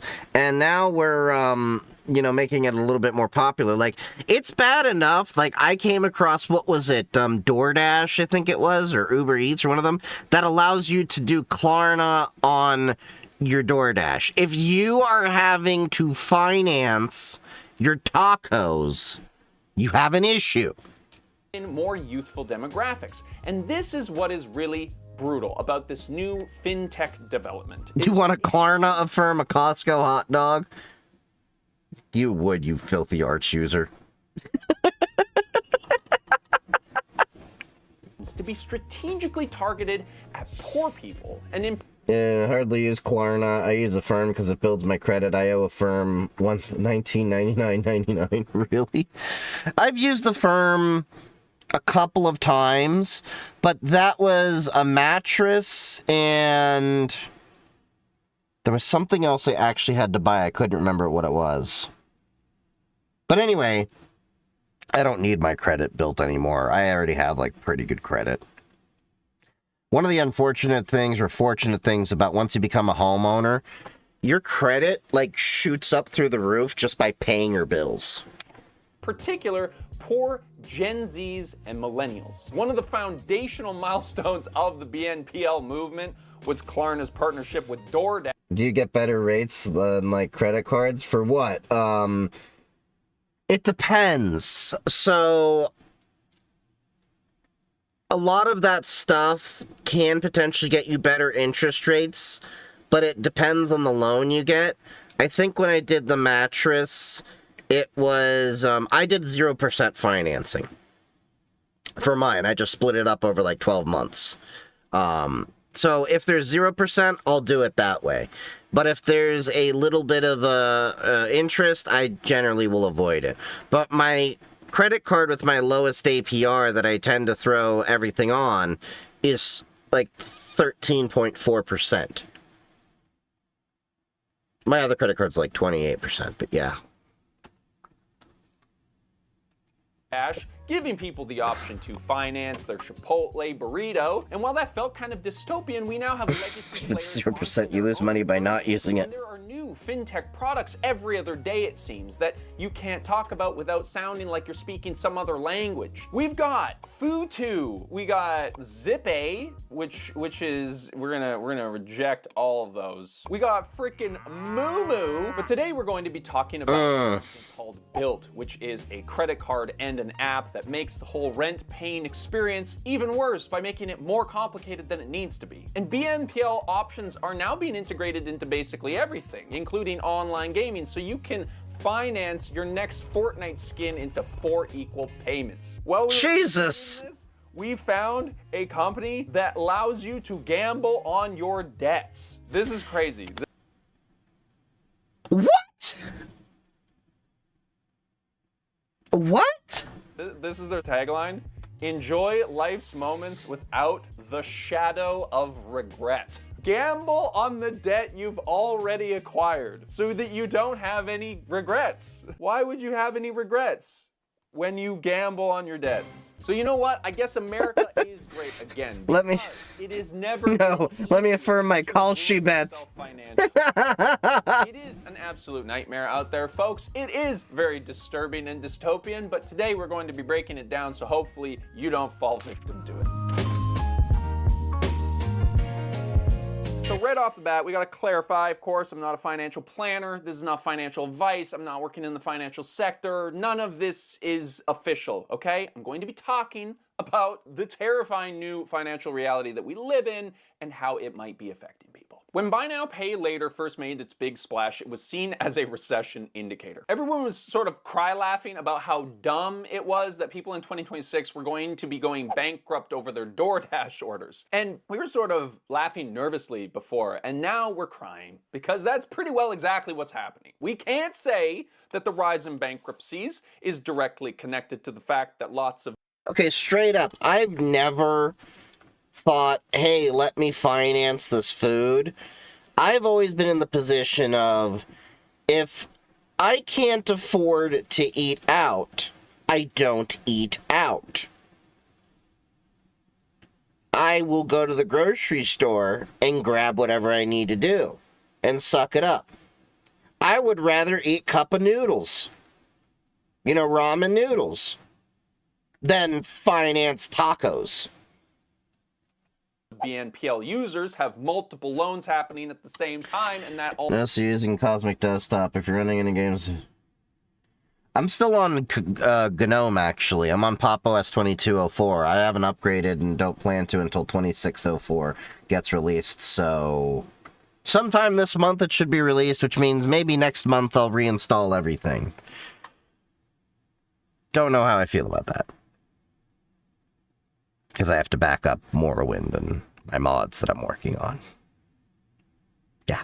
Almost half of them are missing payments at least once a year, but we could say that it's not helping. And the thing is, BNPL is just one version of a growing trend that we see happening across the financial world, which is the gamification of our money. Under this umbrella, I would put things like gambling apps, crypto apps, prediction market apps, but also... Hey, look, there you go. Affirm your Kalshi bets. Which is an app that we're going to be talking about later. But I do have to clarify that this is not really a new idea. We've been primed for this by credit cards, which normalize... Laptop and the Pop! OS, which version should I sit on? The premise being that simply spending the money that you have... Well, there's only the NVIDIA or Intel version. You needed to spend your money with this particular product to earn points. So I'm waiting for Pop! OS 2204, which should be out later this month. I mean, 2604.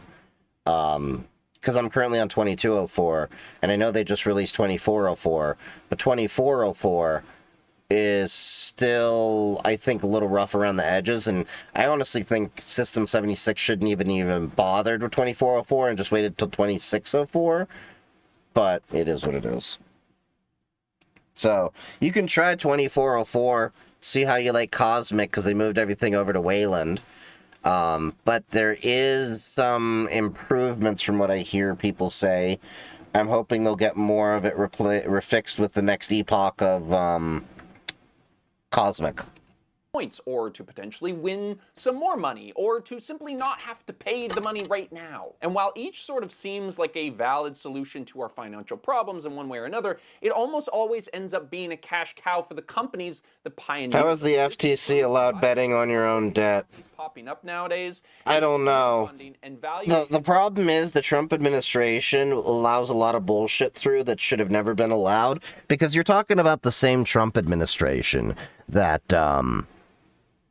profited off of cryptocurrency. And if I recall, there's something about the Trump family having somebody involved in one of these betting sites or something like that financially. That these new companies get at launch. Cosmic D is about a bunch of updates, but it's still problematic. I think it's still going to have its rough issues for the next year or two at least. But I think it's going to be a good thing long term. Got to remember, like GNOME, where they came from, GNOME had a long pedigree. It's had a long time to mature. Launch, like not even when. You have a friend moving to Portugal and I'm becoming more jelly. Nice. I'd like to move to Portugal. My last job kept dangling the carrot of, yeah, we'll help you move to Portugal, and we're thinking of expanding cybersecurity over to Portugal. 3 years of telling me they were going to do that and never doing it became one more of those things of, yeah, you're never going to do shit about this. So, moved on, made more money. They've been proven to be useful for a demographic of people. And one of the weirder concepts... I will say this. If I somehow do have the opportunity to become a full-time content creator, not that that's my end goal, if I can make enough money to live, you know, move and live off of that money, I will totally move overseas and still work in cybersecurity, even if I get paid less, because I will, you know, have content creation to fall on. I mean, I'll take the chance of being a junior under you. Phrasing! But, yeah. In this spectrum, I got 2 juniors underneath me. rate is a product called Built. Something that Amanda knows. Oh, no, I'm teasing you, Mr. Tim. You recently talked about this service that you personally have used for years, and I didn't even know the beginning of it. So can you kind of just give us like a brief breakdown for those who don't know what it actually is? Yeah, so Built in its inception. Oh, wait. You actually, I know her. She's, what is it, Swell Entertainment or something? I like her videos. She's a great creator. But why Portugal specifically? So my family actually traces our roots back to the Spanish Inquisition through Portugal, and I'd like to try getting citizenship out there. And it's very cost effective. You know, really nice country. I've been there. I love their wine. I have a whole mini fridge right here of their Portuguese wine. I just like the vibe and everything out there. And it's a reasonable gateway to get into European citizenship to get EU benefits and things like that long term. I'd have to live out there for a few years. But if I do happen to become successful enough, I think, what is it? You have to invest like $250,000 or so euros or something like that, and you can get a golden visa. I'd probably do that. Portugal is an amazing place, but shh, tell me what. Too late! Like what the sales pitch was at the beginning was that this was a way for you to pay your rent with a credit card, and it was sold as a way to help build your credit without fees, basically, because you can pay your rent. Most rent processors will accept a credit card, but there usually is like a processing fee on top of it, and so you're paying more for your rent than you normally would be. But for a lot of people, using a credit card to pay your rent is a necessary evil so you can make sure you have a roof over your head. So I got first on Built in 2022 after I'd been in LA for about a year. And it was just like my building was like, hey, here's this great new thing. I didn't have the credit card at first. I was just using it. It was still ACH, like pulling out of my bank account. But then they always kept pitching it as, well, you can get more points. Like you can earn points if you use our credit card. You can get the Built credit card to pay your rent. And then Oh no. credit, and that's how you pay your rent. And then you'll get the exact amount in points as your rent versus like the max is like 250 points. So you can still get points from using your regular bank account to pay your rent. But that was like the draw of like, well, you're already getting points. You want more, don't you? And I was really into credit card hacking at the time. What do the points do? Where do the points go? Yeah, where? The same thing is like, you know, credit card points. Like their whole thing was like, yeah, you can actually use your points to take some money off your rent. Okay, so this genuinely boggled my mind, so let me try and get the details straight. I mean, it's really not that much different than how I have a Chase Amazon card for Amazon Prime, and I use my Amazon purchases on it. That way I can get 5% back, and then if you do like the no rush and stuff like that on some things, you can get 6 or 7% back. Because it's stuff I'm going to buy anyway, so I may as well get the points and then pay it back in full, and then I can actually use those points either towards another Amazon purchase or to take off of my bill. So it makes sense. In the same way that my credit union's credit card, I maybe get like, 1%, 1.5% cash back. So that money goes directly into my savings account at the end of every month, and then I can use that to actually pay off the credit card bill or anything. But yeah, but not everyone is a credit card person. I had a few $1,000s in credit card debt for a few months because I had car repairs and stuff like that. My last job effed me because they implied they were going to give me a bonus, then decided they're not, and then I ended up getting a new job and then made more money and then paid it off, and now I have like $500 left. But if you ever watch Financial Audit, there's a lot of people that are not good with credit cards and get effed over with them. And not everybody's a credit card person. That's fine. If you are responsible, you can make money off of it. I'm actually looking at getting a credit card for my DEF CON trip for the airline so I can, possibly get those points and benefits and stuff like that. One of the cards I was looking at is too much of an annual fee, but they have really great benefits. But yeah. For you. Built was originally an app that... Art Caleb. Yeah, I love Caleb Hammer and the Financial Audit. I don't know why people hate on him. I've watched him for I've been watching him for 4 years or so now. I love it. I love it. Maybe one of these days we'll watch a Financial Audit episode together on stream. That should be fun. Allowed you to pay rent and get points in the process. Because you're spending all this money every single month on your rent, you might as well get some sort of value for that payment every single month. And you're a credit card person, but now spend properly. I thought about getting a Southwest card. Glad I didn't, because they got shitified. Yeah, Southwest did. They did. Increase your credit score along the All I hear is Peter Card Griffiths. Credit card debt. recently released Cashback always is better a payout than points. I'll take my 5% than simply over 1 point over per $10. Yeah. However, Chase does the points where in my Chase Amazon card, 1 point equals 1 penny. So it makes sense in those things. It's not like 1 point per 10. Whereas my Visa signature card I have through my credit union, they just give me 1.5% back that goes in my savings account. You have mixed feelings on Financial Audit. I mean, look, I'm sure you even have mixed feelings towards me, too. It's not just because I'm sexy and I know it, but... But overall, I think he's, it's a pretty great show. You have to remember, it's like financial Jerry Springer, is how I like to put it. You know, you're not really there so much for, the finance side of it as you are the drama that comes around these people. I've actually thought about going on his show as well. That'd be funny. But I don't think I'm effed enough in my finances to be worthy of his time.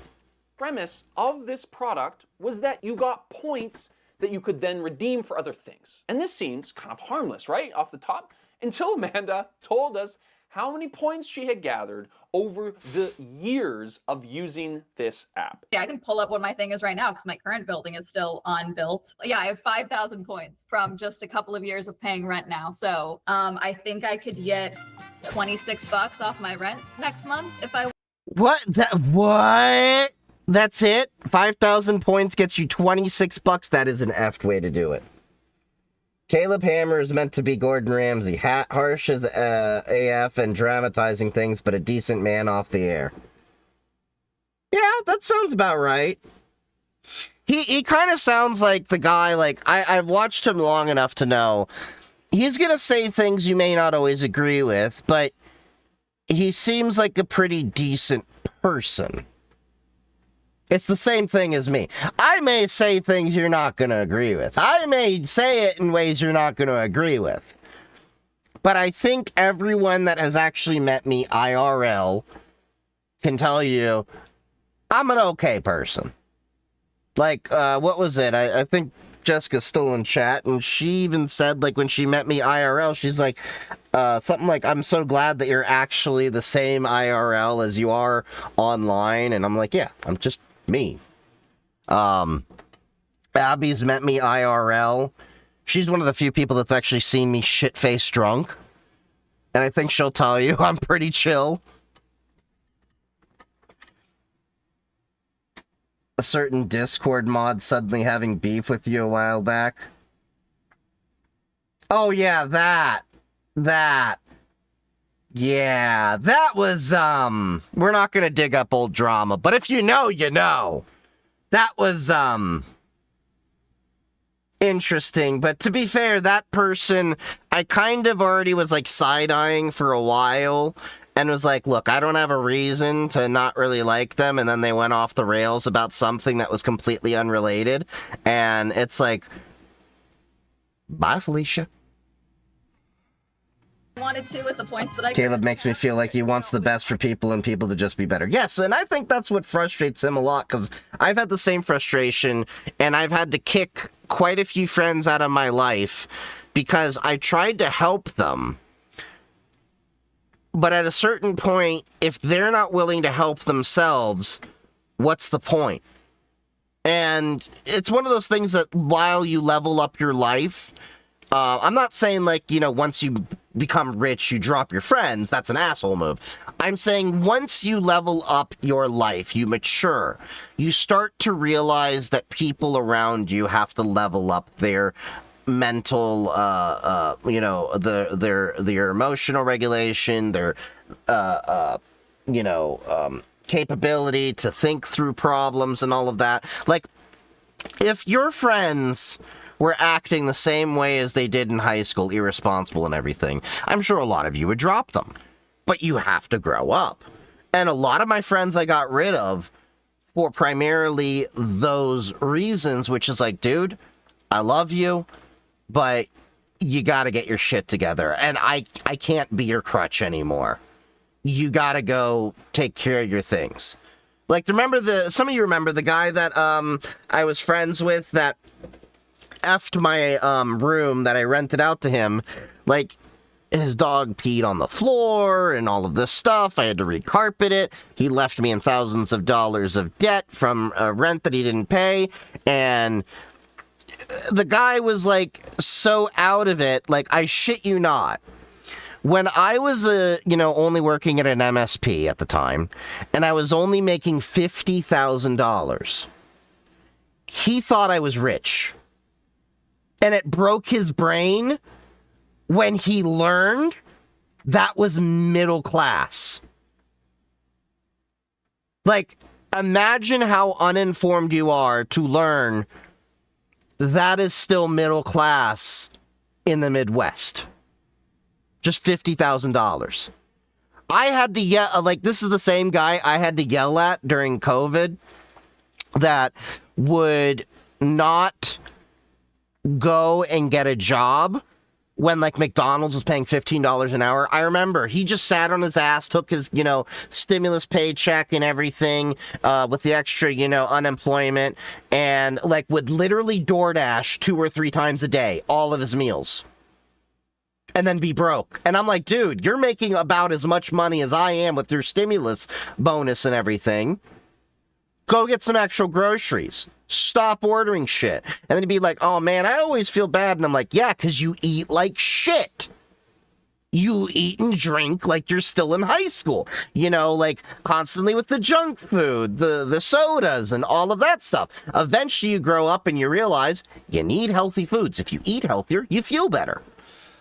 And I told him, like, when they were not continuing the stimulus bonus anymore, dude, it's going to be ending in like 2 months. Start looking for a job. He didn't get a job until a month and a half after all the unemployment benefits ran out. Because he had to. But yeah.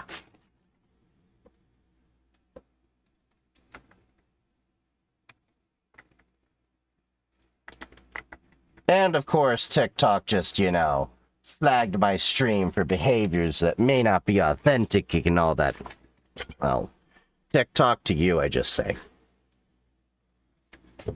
Let's continue on. I gotta have a little tangent here. And the tangent is very much related to this story, because the whole points concept... Live and see, that barely breaks poverty level where I am. This is not a new idea, as I mentioned. Yeah, people have no concept of what wealth is. I agree with that. But the I had to do that with my sister. Girl, you're 40. With a degree and full-time career, you need to get your priorities straight. Damn. We made a whole video about credit cards in the past. What are you going to do when your dad dies and he's in the hospital? Any kind of points or rewards. I have a friend like that. She can't save a cent. Moment she gets money, orders out nonstop. She eats out and then asks family for money. I told her, what are you going to do when your dad unalives and he's in and out of the hospital nonstop? Yeah, I've known people like that. That's part of the reason why I cut this friend off, because I'm like, dude, I found out he was getting money from his family while he's living with me, and then at the same time was shit-talking his family that was helping him out.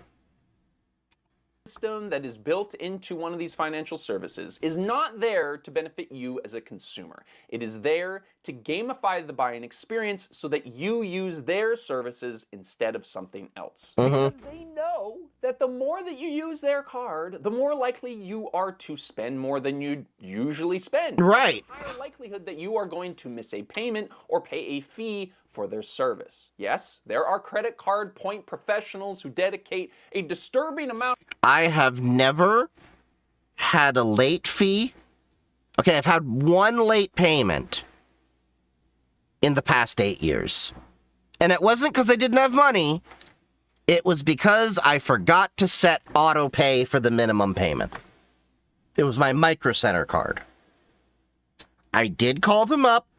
They did waive the late fee because they saw my history and I made the payment immediately. But dude, one late payment in 8 years because you forgot to set up auto pay. And here's the thing. I only had $100 on the credit card that I had to pay. Of their lives to hacking the point system or traveling for free or whatever, but they are the outlier and they are weird. I think we should they're weird. Find a better hobby. You know what I'm saying? Like, f***ing go for a walk. Like, look at this guy's setup. Like, do you aspire to be like this man? Is this your North Star? He's got a whole bunch of links here. No, I do not aspire to be like him. Let me put it this way. If you ever find me voluntarily wearing a collared shirt outside of work hours, or I didn't just come back from work, you should presume that I have been kidnapped and held against my will. To be like this man? Is this your North Star, he's got a whole bunch of links here. You're telling me that he's not getting some sort of referral code from this? My wife and I amassed over 1.7 million points and miles to travel 6 months through Europe and Asia without draining our life savings. It shouldn't be this hard to operate normally in the world. You have to watch a 43-minute long documentary about how to friggin' travel with points. The reality Costco, I have here good deals at my local Walmart. Save by a $50 credit card and get $10 store credit. So it's $40 for a $50 gift card. Do you think that they would design an elaborate...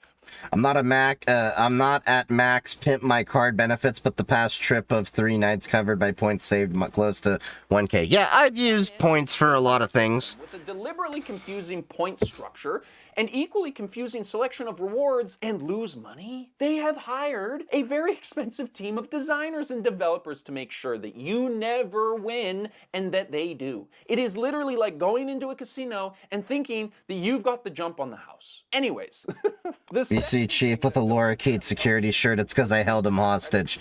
This is true. Couldn't even do that. I had the credit card when Built Parrot holds me hostage in femboy jail.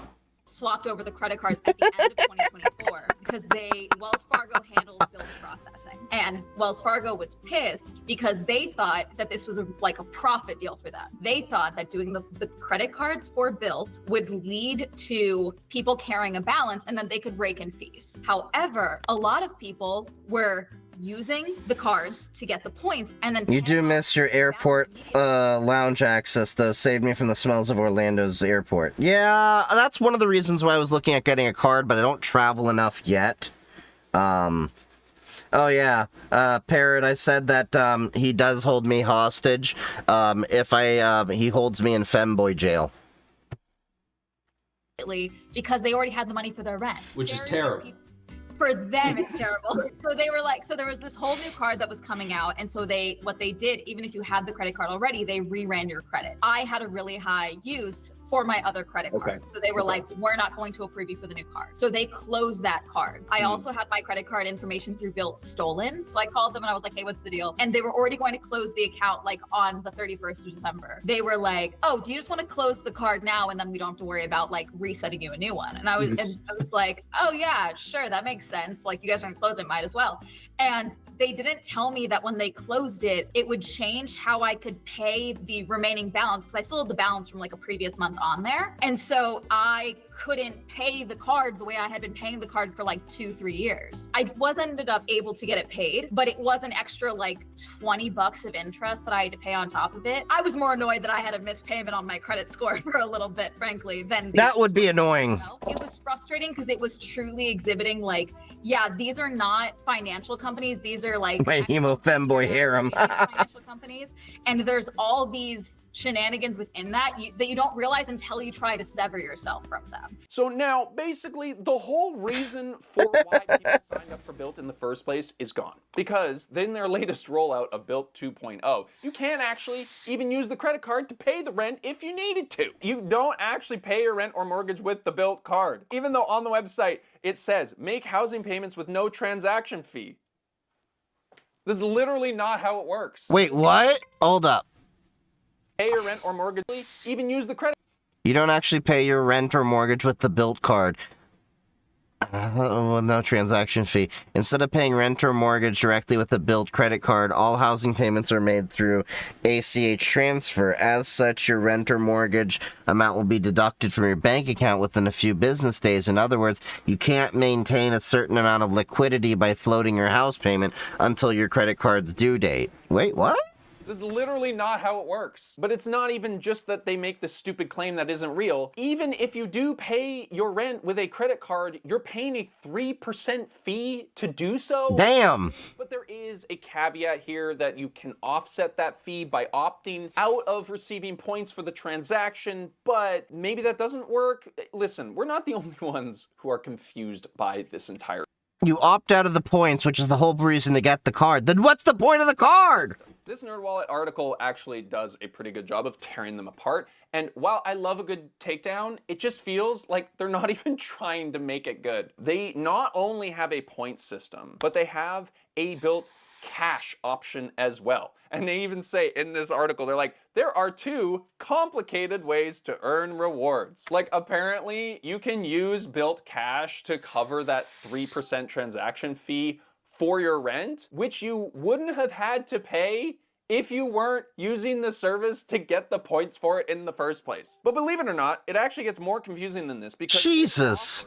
3 cards. Built Blue, which is obviously like the loser card, 0 annual fee. Built Obsidian, which is a $95 annual fee, or Built Palladium, which is $495 annual fee. $95 a year. That's more than one of the, what is it, the Capital One Venture card I was looking at, which I think was like $350, or there's a Chase Sapphire Preferred. I think it's like right up there. To fucking pay your rent with a... Have you seen Claude new model that won't be released to the public? Yeah, it's the same BS we were talking about earlier, where it seems like they're fear-mongering. They said the same thing when GPT-2 was being released years ago, and like, was it 2019, 17, somewhere around there? I think they're doing it to just hype up things. Credit card, bro, what? But they have these 3 different cards that all have different point/cash reward systems. They're all at different prices. And even with this third-party breakdown, it's extremely hard to follow. So you pay money for a special card that gets you certain points so that you can do what? What can you do? Go to a hotel? But sorry, the hotel perk doesn't even fully work because you're only allowed to use $50 of it at a time.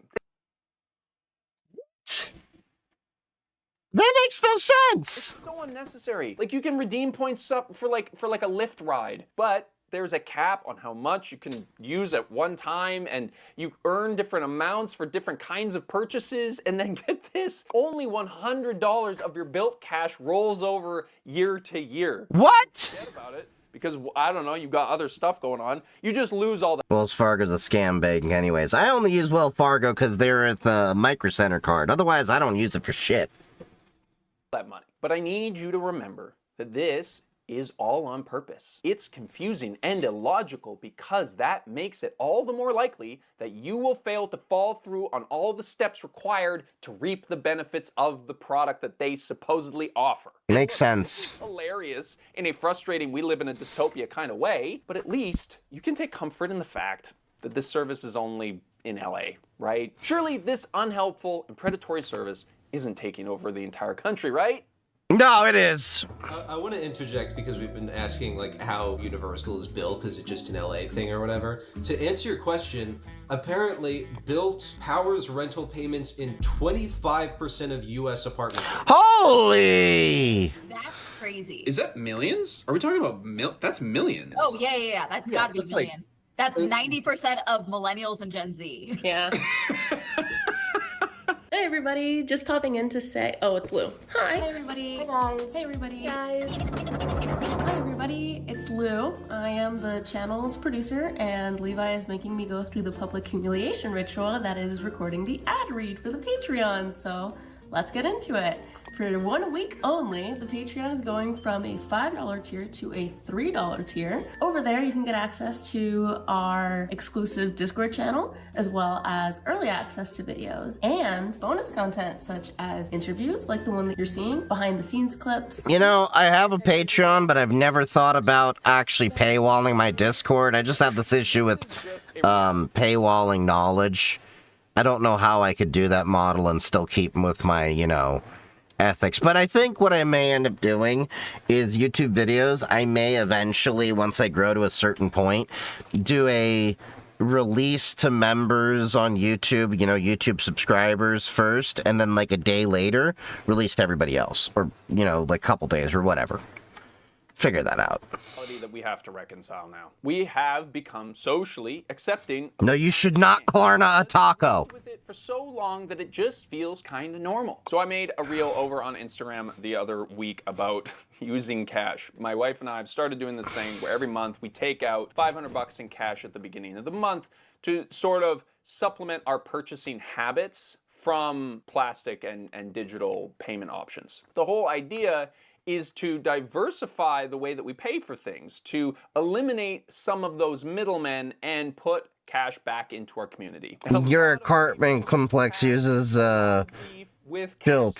Thanks, Gracer. Jeez. Socialized and normalized credit as a way to pay for basically anything. Now we think that paying for things with the money that we actually have is cumbersome and annoying and weird in comparison to paying for stuff with money that we don't. And as one comment said, like, what about our credit scores? Like, you gotta build your credit scores. But that's weird too. We've built a stupidly complex financial system that is made using a credit card almost a necessity, right? You need to have a good credit score, right? Which means that we live in a world that assumes that the need to acquire debt is normal, and you should be constantly acquiring debt and paying off that debt to prove that you can take on even more debt at a later time. And we've normalized the middleman in every single way. Yeah, that's a really effed system we have.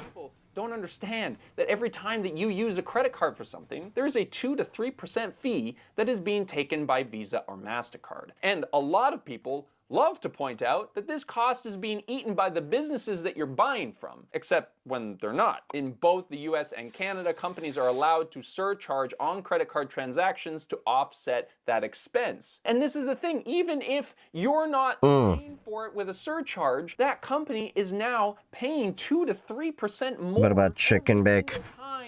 So I can't eat the chicken bake because it has bacon in there for the Costco thing. Going from a Costco hot dog tomorrow. My first meeting for tomorrow is until 10:30. Woo! You gonna be at the meetup tomorrow, though? Somebody pays with a credit card. So that cost is eventually going to trickle down to the consumer in one way or another. I still am figuring out how to put the ticket holder you gave me. I gotta figure out where to mount that. Not only in a spot where these apps and reward programs are considered normal, these sketchy financing options are becoming Yes, but late. for some people because our version Well, it starts around 7. You know, we'll be there till like the place closes.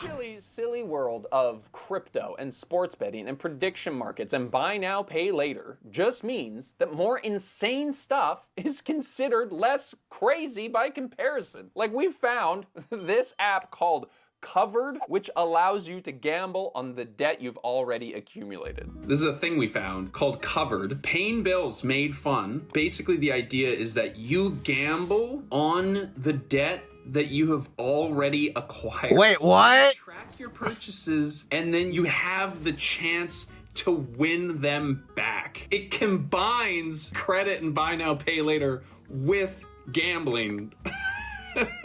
In one app. And it is like an actual slot machine app. The There's yellow no pretense of it not being gambling. Frosted my eyeballs. They're Jesus. up to 100% cash back, which doesn't feel legal. But they can market themselves that way because you're gambling. Did you guys ever hear about Yada? Did you guys ever talk about Yada? No.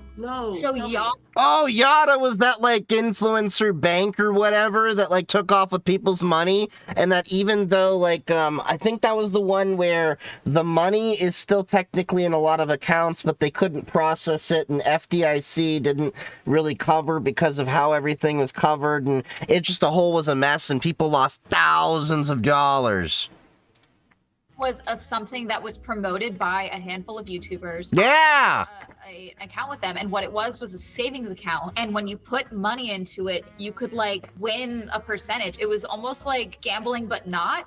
But it was like putting money into your account every time that you put money into your account for your savings account. It wasn't like a credit card, it was a savings account. You would get entries into like that drawing of the week and you could win, but also every time you used your debit card from that account or the Yada card from the account, you could potentially win your purchase refunded. So they would cover the entirety of your purchase. So that was the start. However, they did turn it into a full-on casino app style gambling app. So people already had their money in the accounts. So they were the app.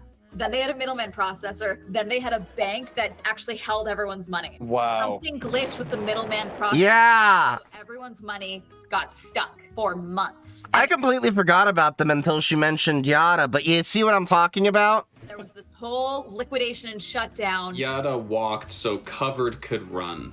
Basically, is what it sounds like. So Yada would let you gamble on your savings. The only difference would be that Covered lets you gamble on your debt, which I guess fits because everybody's in debt and nobody has savings, which None is of us why have this debt. is God, probably dude. the success It's story a that natural Yada progression of couldn't be. things. Yeah. All right, so we're at the end of the video, but here's my pitch. Read the fine print. I know we skip that sort of stuff all the time, and we just use the card of the app without thinking about it at all. But at the very least, we got to try and be informed here, guys. I am also saying that, hey, cash is very real. It is a tangible way for you to relate better to your spending habits. As I've been doing it now for a couple of months, I don't think I realized how many times I was tapping my card without even looking at the number on the screen that I was paying for. I think there is genuinely a lot of people out there that are using these services without even thinking about it. Like without even doing a cost-benefit analysis of what the ramifications might be of using these things. We've slipped into this new reality where a lot of people are out there doom spending. We're doom scrolling and we're doom spending at the same time. And it's this sort of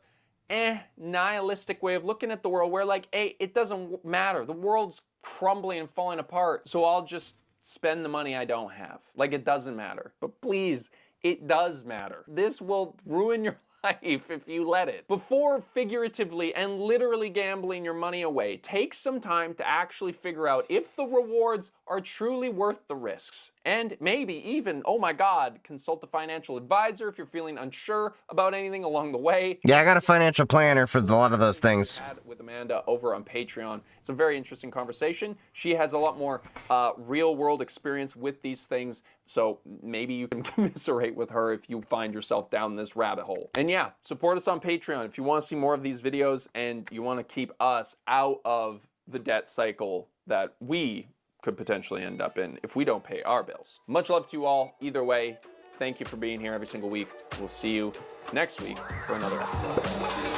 YouTube collabs are so uncommon these days. It does feel like a little bit we're in old YouTube. Yeah, well, I was telling, I mean, I'd be up for some collabs with some decent people. The problem is a bunch of influencers are backstabbing in a lot of different ways these days. I experienced that early on with Tech Talk drama, and some of my mods in the channel have seen what happened with a lot of times, and the problem is everybody wants to be your friend when you're starting small, but then when you grow larger than some others, I feel like some people got really jealous, even though I've never really cared about the numbers. I'm the same dude. But anyway, yeah. Shitloads of people where I live do not carry wallets, let alone debt, cash, credit cards, then only carry iPhones and tap and pay. The amount of times they came into work to pay for a meal and said, do you take Apple Pay? When we're like, sorry, sorry, and they said they can't get the meal. Standing in line at store and people in line can't buy their stuff because they only carry Apple Pay and tap and pay isn't working. See, like, let me put it this way. Apple Pay is my primary way that I pay. I use it on the watch. But I use that not as it's the only thing I use. I use it because it's more secure than using your actual credit card, because it will randomize the numbers and everything inside of Apple Pay. So I use that for a security reason and the convenience factor that's on the watch. If I'm reaching for my wallet, I will grab the actual card. And I do have cards with me. I don't carry a debit card normally. That's a whole other thing. But I do at least carry a couple of credit cards in case one, for some reason, doesn't work. Like, I've had an issue where the chip on one card just stopped working for whatever reason. So I had to go get another card and then use the other card while it's doing that. But I also have, like, my Costco card. I only use at Costco, and I use it to get gas at Costco because the cashback and everything is great. So, like, every year between my Costco executive rewards and my Costco credit card, I get like $250 to $350 a year. So it pays for itself. And I pay that off in full. My Micro Center card, I get 5% instant discount. God knows I go to Micro Center enough that 5% is a good savings. Pay that off in full. Or if I need to stretch it out, like I did with my 5070 Ti and the other upgrades I did when Ramageddon was starting, I took advantage of their 0% financing and paid all of that off this month.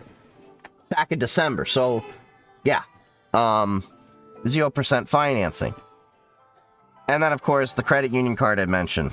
But yeah, I have a Google Wallet since I need it for RFID locks in my dorm. However, travel or large purchases are physical cards. Yeah, makes sense. Like Cash App's 5% off. I have not used Cash App. I try to avoid a lot of that, and at most I use Venmo. I don't know. But it is what it is. But anyway, it is getting late. I do have to work tomorrow and get to the office, and then I'm going to go to the gym with a friend of mine after work before I go to the DEF CON thing.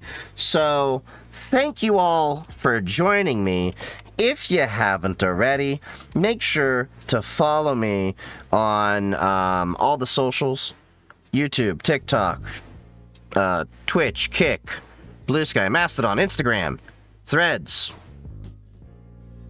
I barely use Threads, but it's there.